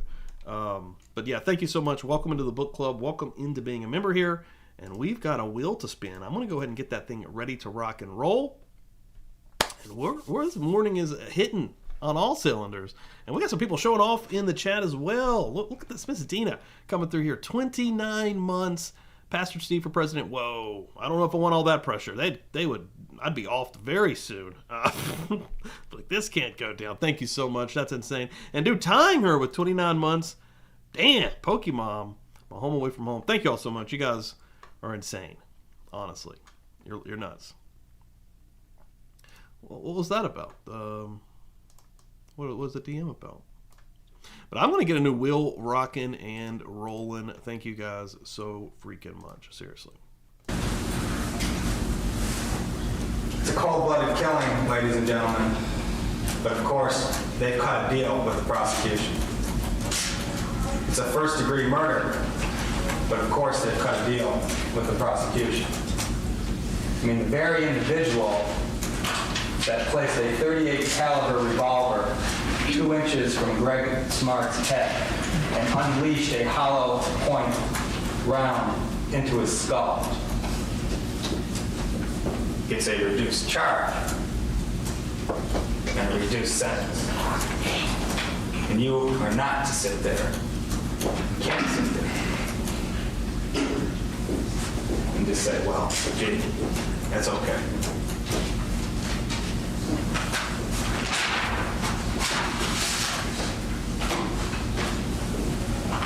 Earlier when I was talking about the wheat from the chaff analogy, one of the sidelights here that seemed to be dwelled on for 10 minutes by the prosecution in the opening is this affair, so-called. You're gonna hear all about it. Don't let it cloud you when you're focusing in on the real issue. Again, we know you're not going to allow that to happen. You've all been selected so as you won't let that cloud you. If that offends you in and of itself, well, we all know that none of you would be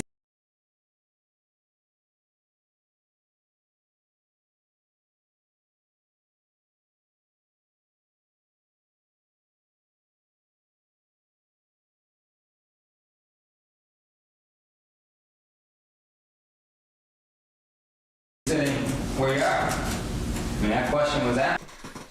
Oh my God, that man's gonna make me go crazy. Oh my God. I just looked down, I was like, really?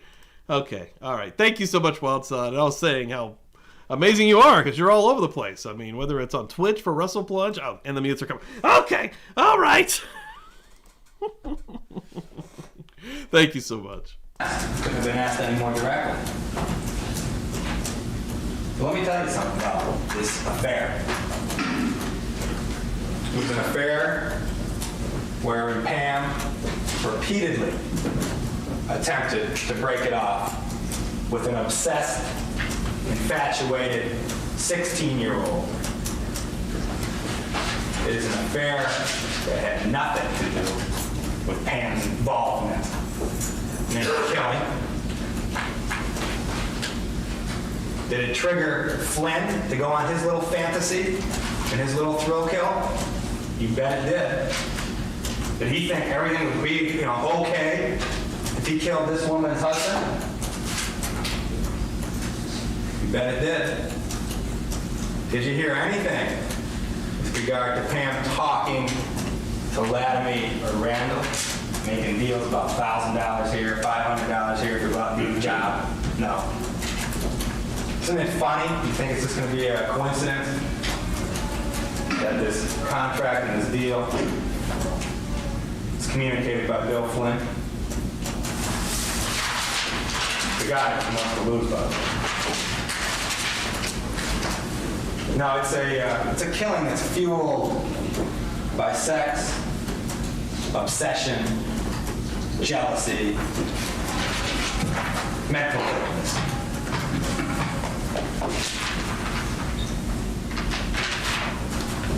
Did Pam engage in the planning of the killing of her own husband? Absolutely not. I suppose a lot of us will sit back and we'll think, well, geez, these are just kids, 16-year-olds, 17-year-olds, 18-year-olds. The wonderful thing about this trial is that you are going to be able to assess the sophistication, the deviousness, the cold-bloodedness of those individuals yourself. That's the wonderful thing. That, the prosecution just can't stand up and allege something. They've got to prove it. Now, if you think that they're just little babies led around at the end of the case, well, so be it. It won't happen. It won't happen. The cock and bull stories continue throughout. Objection, Your Honor. Basis. Argumentative. So far, It's the been whole thing. argumentative, Mrs. Sisti. I'll attribute it to a specific witness, Your Honor. Thank you. You will hear the cock and bull stories coming from William Flynn throughout his testimony. Quite frankly, you should be repulsed.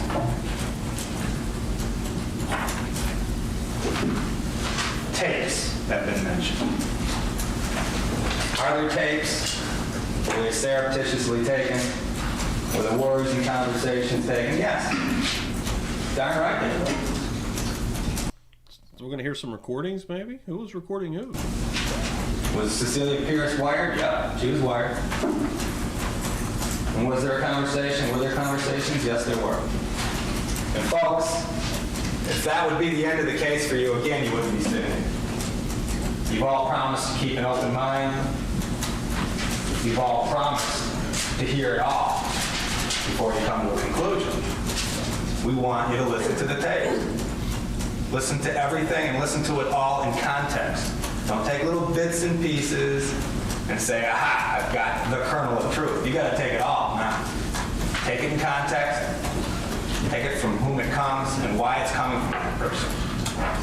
Take it, for instance, in the context of a woman that's been shut out of an investigation where the police won't even talk to her.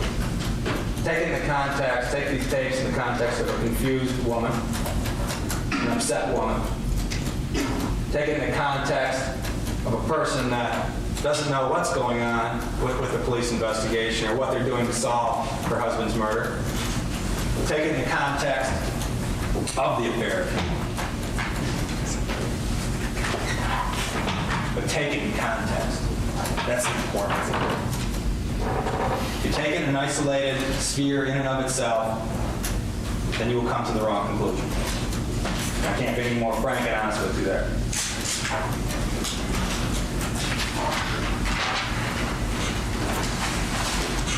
You know,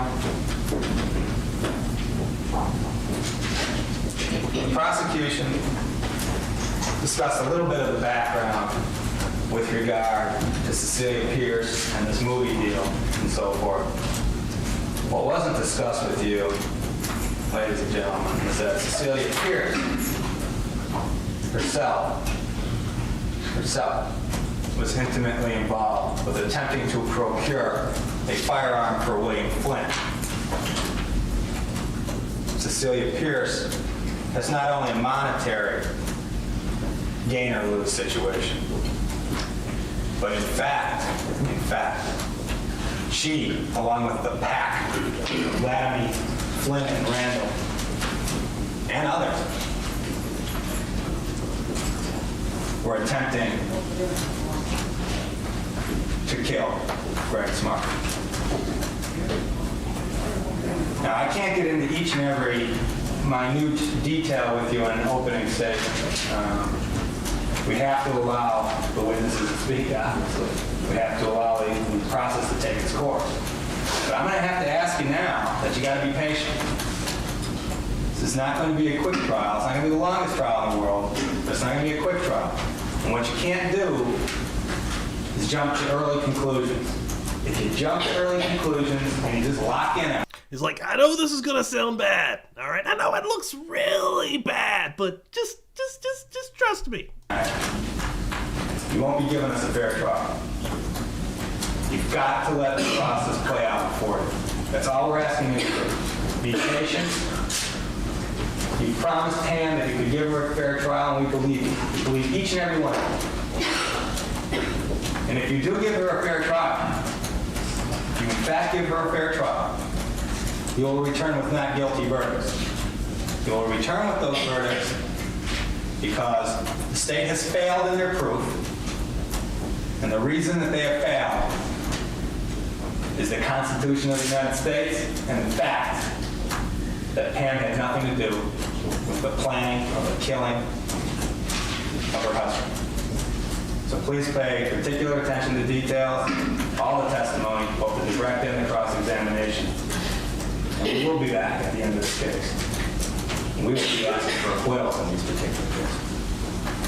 Well, thank you. Ladies and gentlemen, Sounds like he's begging. You know what I mean? Like, you just gotta. I mean, let us know exactly why we shouldn't trust what the state is about to say, because it doesn't sound like it's going to be going well, and you're. I don't know. That wasn't a great opening at all from the defense, in my opinion. we're going to start testimony now. Before we do, we'll take a short recess. Before that recess, I want to discuss with you briefly your consideration of the evidence in this case. But keep in mind that maybe get a little vibe of the judge here as he's going to address everyone. in any trial, there are no state's witnesses or defense witnesses. Each witness is simply a witness. There are no property rights in witnesses. So the minute a witness takes this witness stand, that witness is not a state's witness or a defense witness. It's just a witness for your consideration, because evidence comes to you by direct examination and by cross-examination. As I said to you earlier, and will say to you again, you are free to believe everything each witness tells you, nothing of what each witness tells you, or as much of what each witness tells you as you choose to believe. And conversely, you may reject all or any portion of any witness's testimony. The fact they all take an oath to tell you the truth is not binding on you. I do not suggest that any witness will take this witness stand and lie. I simply point that out to you to impress upon you the complete freedom you have in believing or disbelieving witnesses' testimony. In evaluating that testimony, you use the same tests that we all use every day when someone is asking us to believe something that they're telling us. But some of the things you may consider are, was the witness candid with you? How did the witness appear on the witness stand? Was that witness worthy of belief? What was the demeanor of the witness on the witness stand? Did the witness have an interest in the outcome of this trial? Did the witness have any reason to lie to you or any reason to tell you the truth? Did what the witness said seem reasonable or probable to you? Did the witness have some motive to testify as he or she testified to you? Did the witness have any friendship with other witnesses or any animosity with other witnesses, or friendship or animosity with the defendant or the state? Was the testimony of the witness consistent with other testimony from other witnesses? Or was it inconsistent with that other testimony? Or was the testimony of the witness consistent or inconsistent with any prior testimony of that witness? That prior testimony would be statements made before the statement of the witness on this witness stand. If you find that any witness made any inconsistent statements prior to trial, you may use that inconsistent statement only in deciding whether to believe the witness's testimony on the stand.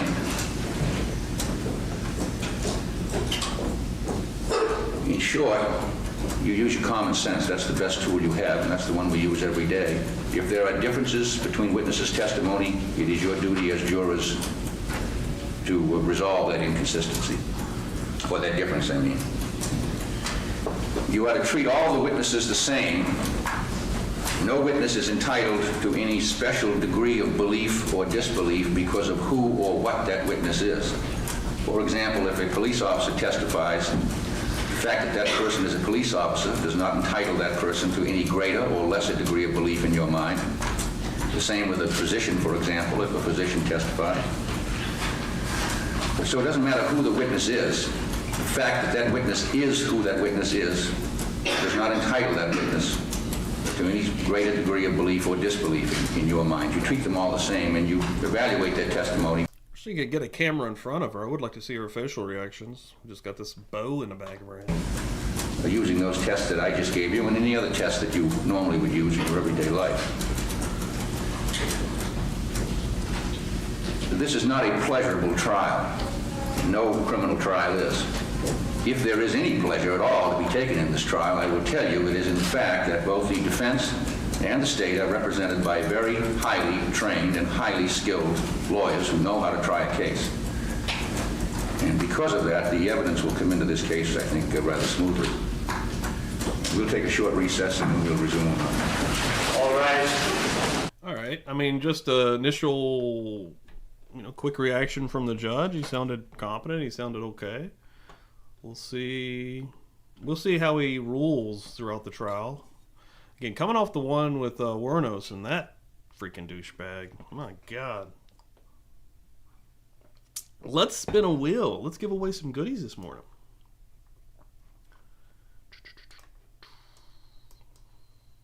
Let's spin a wheel. All right. Everybody on this last wheel: Tina, Ayana, Teresa, Sharon, J Money, Lakota, Susan, Tiff Knox, Hollyberry ×2 from Friday, and Ruth Ann rounding this off this morning. Good luck, everybody. This is for some goodies. I'll be sending your way.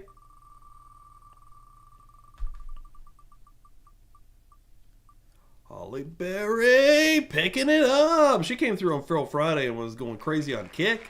Gifted out like 6 memberships. Appreciate the shit out of that, Holly. Congrats. Even though you're still in bed, you are a winner. A winner is you. Let me get you in the winner bracket here. Ba-ba, Holly. Starting to build this back up. I'm going to have to start doing some work. I always let these kind of build up and then I start sending stuff out. Starting to get some names on here, so Shouldn't be long before I start sending some stuff out.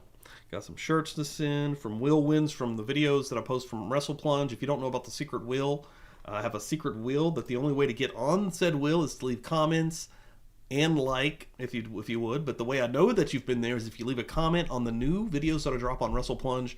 I drop these every 2 to 3 weeks. I'll be dropping one, should be dropping one next Sunday on Wrestle Plunge. I tell documentary style stories of real backstage incidents that happen between pro wrestling. I try to tell the real side of pro wrestling when people have actual disagreements, a lot of times, or just wild stories in general. Sometimes true crime elements as well. But either way, that's the only way to get on the secret wheel for t-shirts now. But we always have wheels for stuff from donations here at Publicly Buzzed, and everybody that's membered up, I appreciate the shit out of it. And congratulations, Holly. Boom. Joe Schmo, good morning, dude. What's up? Got Joe rolling in here. Coming in late to church, my God. My God, that's all good. It's all good. Hey, we had a fun one today, though. Had to pick a new trial. Had a tournament to do it, which was cool. Good stuff. Good stuff. That's what I'm saying. That's what I'm screaming from the mountaintops. Beers in the chat. Brews in the chat. Yeah, I got to change out some of these emojis. I'm going to leave the cigarette emoji forever. That's for Wildside. She takes a lot of ciggy breaks. But I'm going to be getting rid of this one. I'm going to be getting rid of this one. I'm going to be getting rid of this one because we are done with Wernos. We are now on Pamela Smart. We be having them days. We be having them days. All right.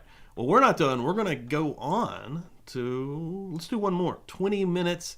Greg and Pamela Smart's neighbor, Paul Dacier, takes the stand as Pamela stands trial for, again, allegedly orchestrating her husband's murder. Let's see what the neighbor has to say. He's probably going to give us a little bit of insight on how the marriage was going visually from the neighbor. Maybe he was friends with the husband here.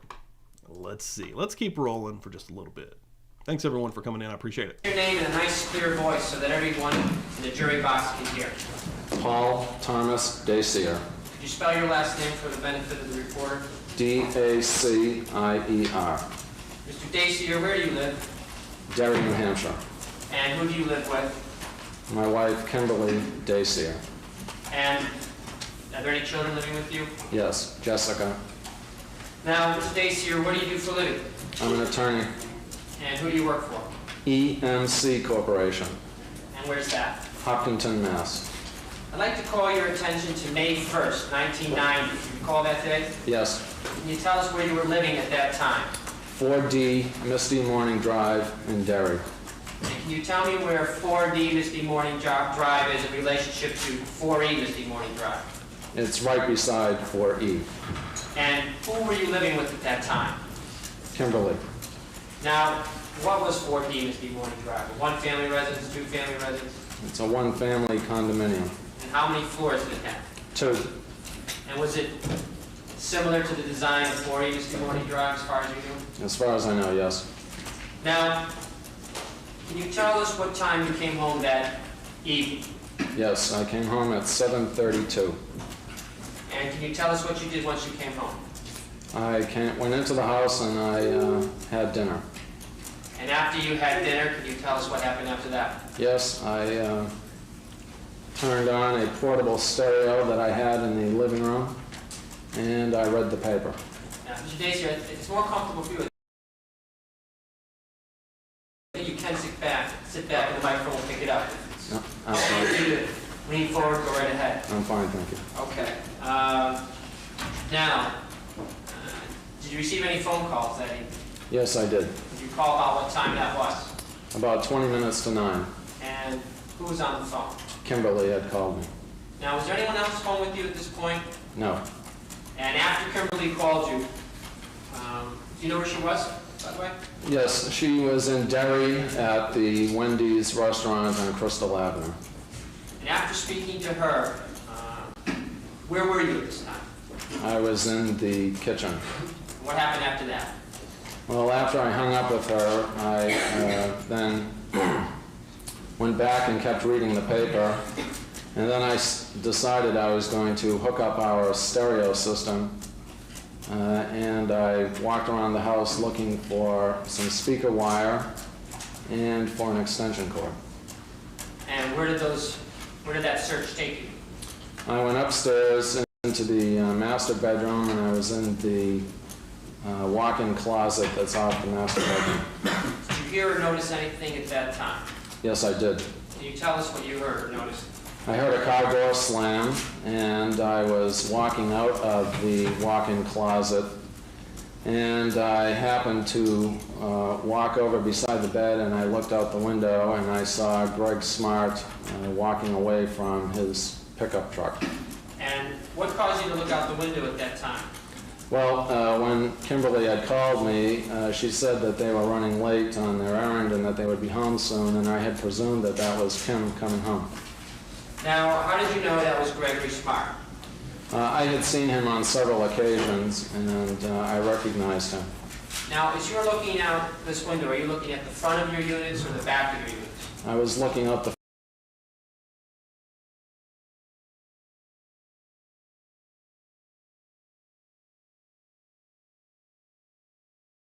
front of the unit. And was there anyone with Gregory Smart at that time? No. What did you then do? I glanced out, I saw him, and then I went downstairs and started to either hook up the speakers, or I went down into the basement looking for some more speaker wire. I don't remember exactly. About what time was it that you saw Gregory Smart?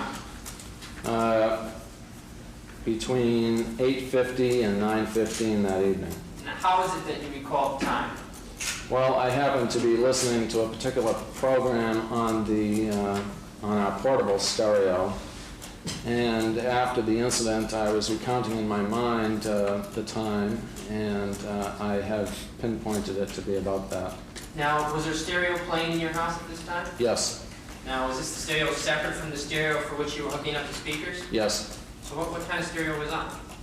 I had a small portable Panasonic stereo. Commonly referred to as a boombox? Something like that? Something like that, yes. Okay. And what was on the stereo? I was listening to a classical radio program on WCRB out of Boston. And after you went to get this additional speaker wire, what happened next? Well, when I was looking for the wire, I heard a brief shuffle and a bang. And I thought, what is that? And then I presumed it was a door being slammed. When you say it was presumed, what did it sound like to you? It sounded like a door being slammed. And this shuffle of feet, can you tell us where it was coming from? Yes, it was the front of the condo adjacent to us. Did you mean Smart's condo? Yeah, 4E, yes. And where were you in your condominium unit when you heard those sounds? I was either in the living room or down in the basement. I don't remember exactly. Now, how long after you saw Greg in the window was it before you heard this shuffling sound and this loud bang that sounded like the door slammed? It was a few minutes, not very long. And after you heard the shuffling feet and the loud bang, what did you do? I wondered what it was, and then I felt it was the front door being slammed, and I continued to look for a speaker wire and an extension cord. So you didn't do anything to investigate? No. Now, This what is happened me. next? Then I'm in West Virginia, and whatever, take that however you will. But if I hear a gunshot, I don't do anything. I'm like, oh, somebody shot a gun. had some speaker wire, and I started to hook up the speakers to the stereo. And then I heard a similar noise. When you say similar noise, what do you mean? I heard shuffling on the floor, and I heard another bang. And did this bang, how did it compare in sound to the first bang you heard? It sounded exactly the same. And when you heard this shuffling sound or a similar sound, could you describe it again for us? Yes, it was very brief. It was several feet moving very quickly on a slate floor. Why do you say a slate floor? Well, in the front of our condo, and I believe in most of the condos, they have slate or tile floors. And where were you in your apartment when you heard the second shuffling and sound? I believe I was in the living room. And when you heard this loud bang, and was it loud enough to shake your walls? Was it muffled? Well, in that instance, I did notice that the wall shook a little. And when you heard that loud bang, what, if anything, did you do? Nothing. I presumed again that it was the front door being slammed. So you never went to any window to look out, to check what was going on? No. And this second shuffle and loud bang was coming from next door as well? Yes. Now, after you heard the second sound, did you go back to hooking up your speaker? Yes. And did there come a time when Kimberly came home? Yes. What time was that? Around 10 o'clock. Did anything else unusual happen that evening? Yes, Kimberly and I were upstairs in the master bedroom talking. We were sitting on the couch. Excuse me, was Jessica home as well at this time? Yes, she came home with Kimberly. Oh, Jessica was upstairs in her bed. She had just gone to bed. Kimberly and I were in the bedroom talking.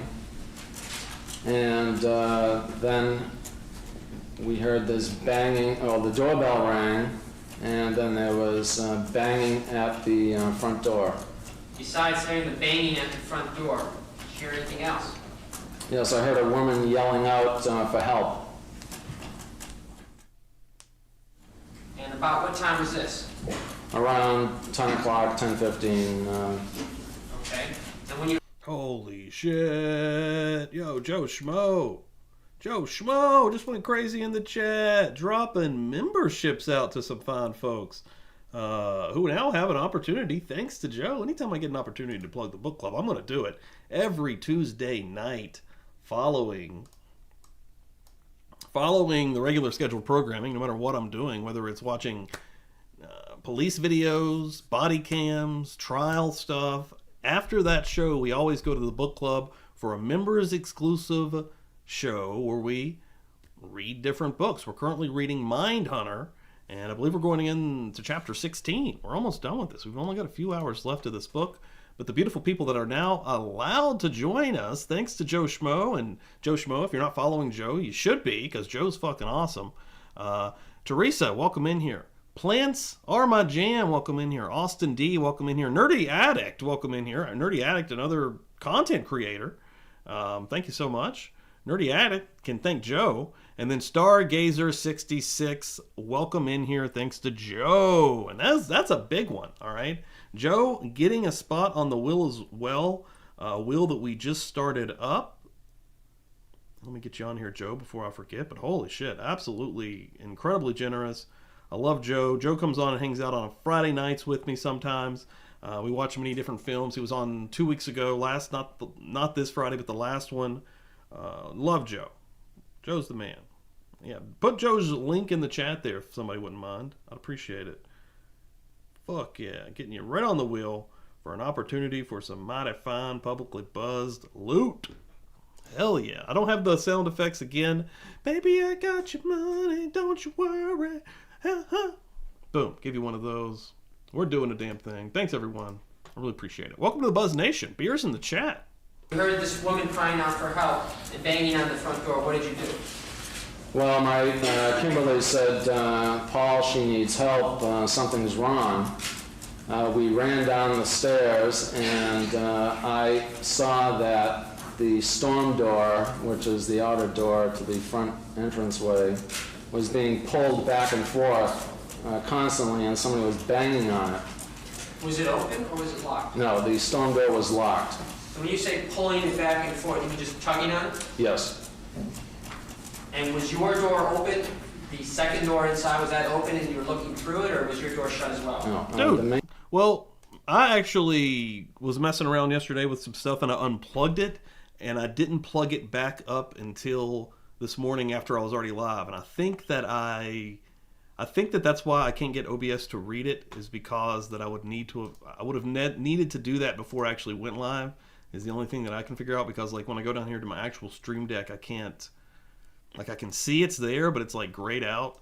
And I think that I would need to close OBS out and reopen it now that it's been plugged in. So I fucked mine up, but holy shit, if yours just got actually erased, that's lame as hell. That means you'd have to redo everything. Jay, good morning. Welcome in here. We're on a brand new trial. The door was shut. So both doors were shut? Yes. Okay, so what happened next? Well, I was afraid that somebody was trying to come through the door, so I was leaning up against the door to keep it shut.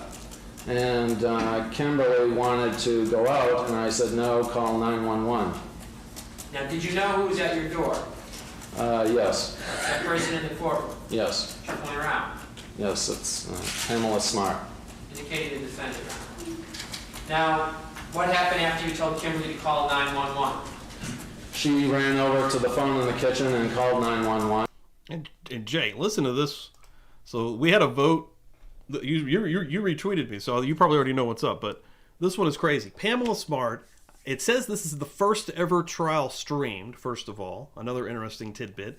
But listen to this. You see this in the news all the time now. Teacher who was fooling around with a 15-year-old student plotted with multiple students, it says up to 4 students, to kill her husband for insurance money. We've got a doozy on our hands. We got a crazy one. And I stayed at the door, leaning on the door, and Jessica was upstairs screaming because she was afraid. Now, what was your relationship with the Smarts at this time? They were neighbors. Did you have any social contact or anything along those lines? No. Now, as Kimberly was on the phone and Jessica was screaming upstairs, what did the Hello, Joe defendant... Schmo. Well, she was still banging on our door and ringing the doorbell, and it happened for quite a while, in rapid succession. Then there was a pause, and then she came back and did the same thing. Now, how long was she at your door for? Oh, for about a minute or so. And then there was a pause, and then she came back and it started again. How long did it continue for the second time? Very briefly. What happened next? Well, after Kimberly got off the phone, she came back and kept insisting that I run outside, or that one of us run outside to find out what's going on. And I was not about to go outside or let Kimberly outside. And I said to her, no, we're going to wait for the police. Go back and call 911 again. What happened then? I don't believe she did, and finally, with her being upset and with Jessica being upset, I decided that I might as well go outside and take the risk, so to speak, to find out what's going on and defend myself if something was wrong outside. So I reached into my briefcase to get something to protect myself with, and I pulled out my portable umbrella. This guy, I thought he was like James Bond for 2 seconds. I reached inside my briefcase. Yeah? What did you pull out? Well, I didn't have much on me, but an umbrella. Well, maybe he's still a ninja, right? And he can use an umbrella to do some damage that we would never expect. I'm not judging yet, but holy shit, that went sideways from what I was thinking about. Well, I pulled out a gun with a silencer on it. And opened the door and went running out the door. Good luck. Good luck is right. So you went out the door with your umbrella, and what did you find?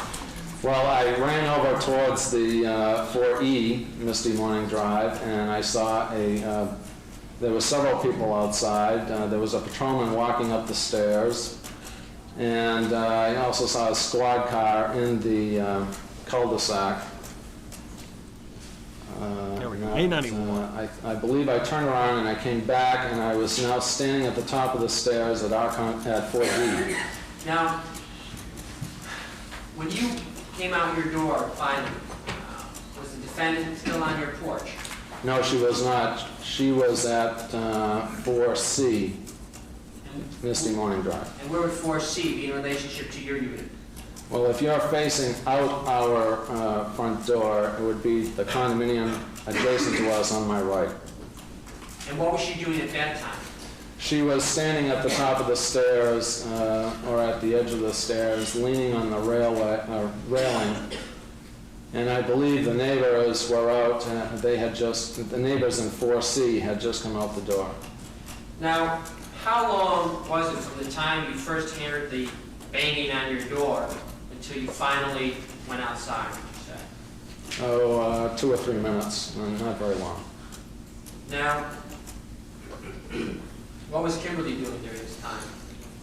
She was, excuse me, extremely distraught, and we were also trying to keep Jessica calm. So when I first went out the door, Kim stayed inside, and then when I came back to the top of the stairs, Kim stood on the top of the stairs with me.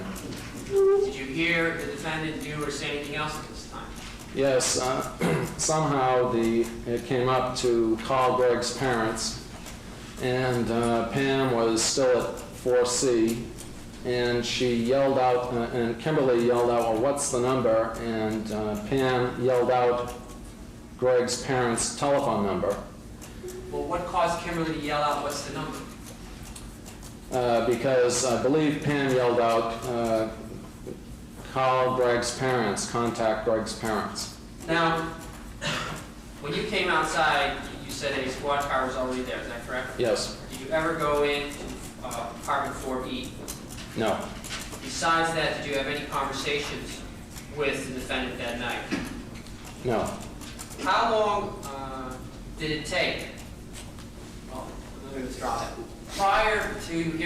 One thing I've learned from watching trials and just like being this close, I guess, to law enforcement type stuff and just, a better idea of what to do and what not to do. If I was ever in a situation where somebody was coming to me, I don't know what's going on, just to take this as the example.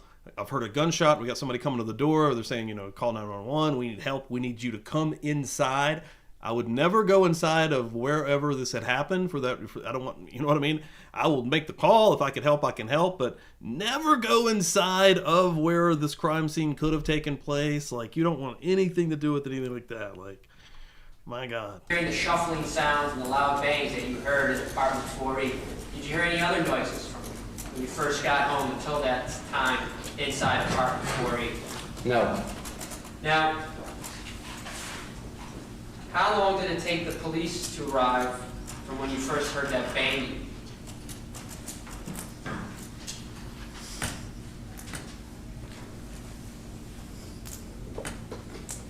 Oh, it was about an hour and a half, hour and 25 minutes. It was an hour and a half from the first time the defendant came to your door before the police arrived? Oh, I'm sorry, I misunderstood the question. Okay. Can you ask it again?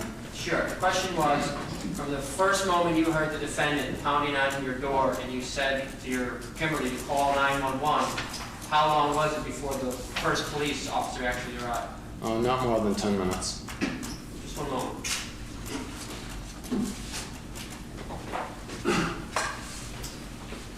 Sorry? No further questions, sir. One second. You're an attorney, right? Yes. How do you like being up there? On the other side. Be a little kinder to witnesses in the future? Beg your pardon? I wonder if I can talk to you a little bit about these noises, Kate. First of all, can you tell us how good is the soundproofing between the different units on Misty Morning Drive? I really have no way to gauge that. Well, you mentioned you heard some shuffling along the tile floor. Yes. Okay, was that something you were able to hear on other occasions as people walked in the house along the tile floor? There may have been, but not to the intensity that I heard it that night. Do you recall telling one of the Derry police that that kind of pitter-patter was something you'd heard in the past? Yes, the pitter-pattering was more when people would be walking up the stairs and there's carpeting on the condo.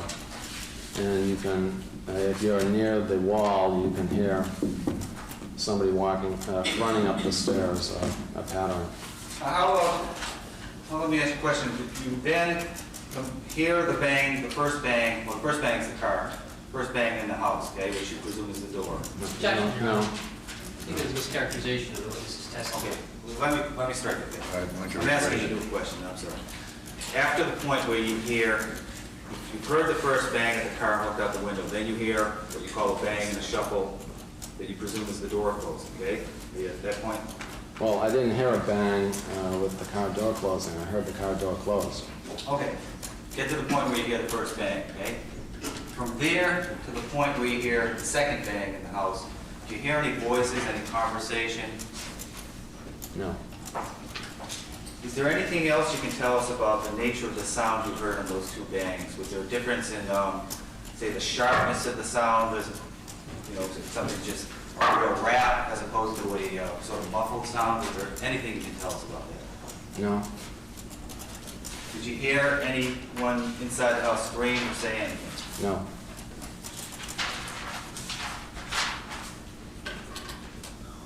Can you give us an estimate of the time between the first bang that you think is the door closing, house door, and the second bang? Several minutes.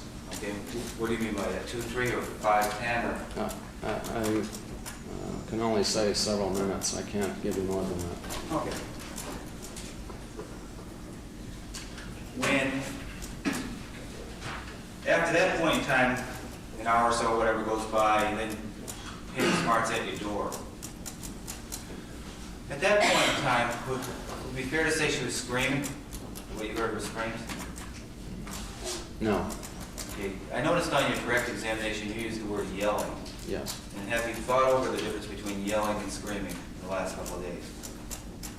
No. Okay. The night this happened, you wrote out, right after it happened, when it's fresh in your mind, you wrote out a statement. Right. Okay. And that, have you had an opportunity to look at that recently? No. Okay, let me give you it.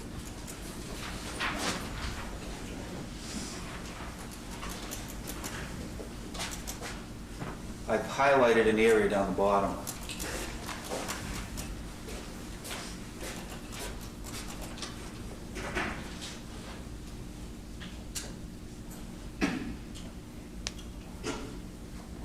Yes.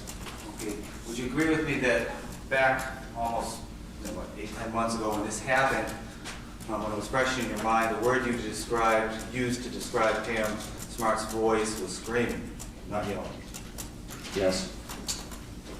Nothing further. Thank you, sir. If I could just get that back. That was not a great.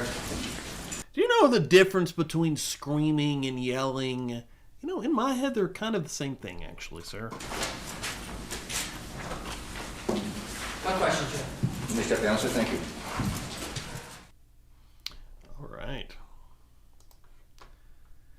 All right. Looks like we'll have a good spot to start next Sunday, an hour and a half with Officer Joe Scasia. Probably butchering that. We also have Trooper Mark Mydrick.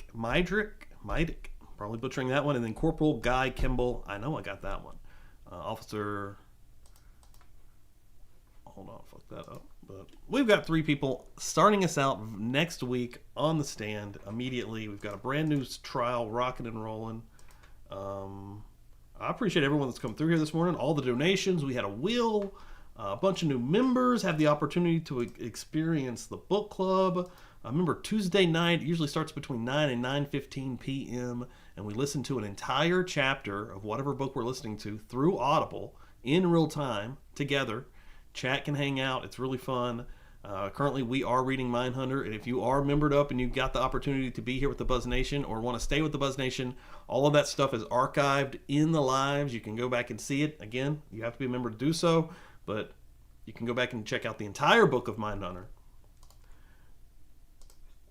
Spread the word. Let people know we've started a new trial. And I'm about to send you fine folks to a stream that I'm going to be doing tonight.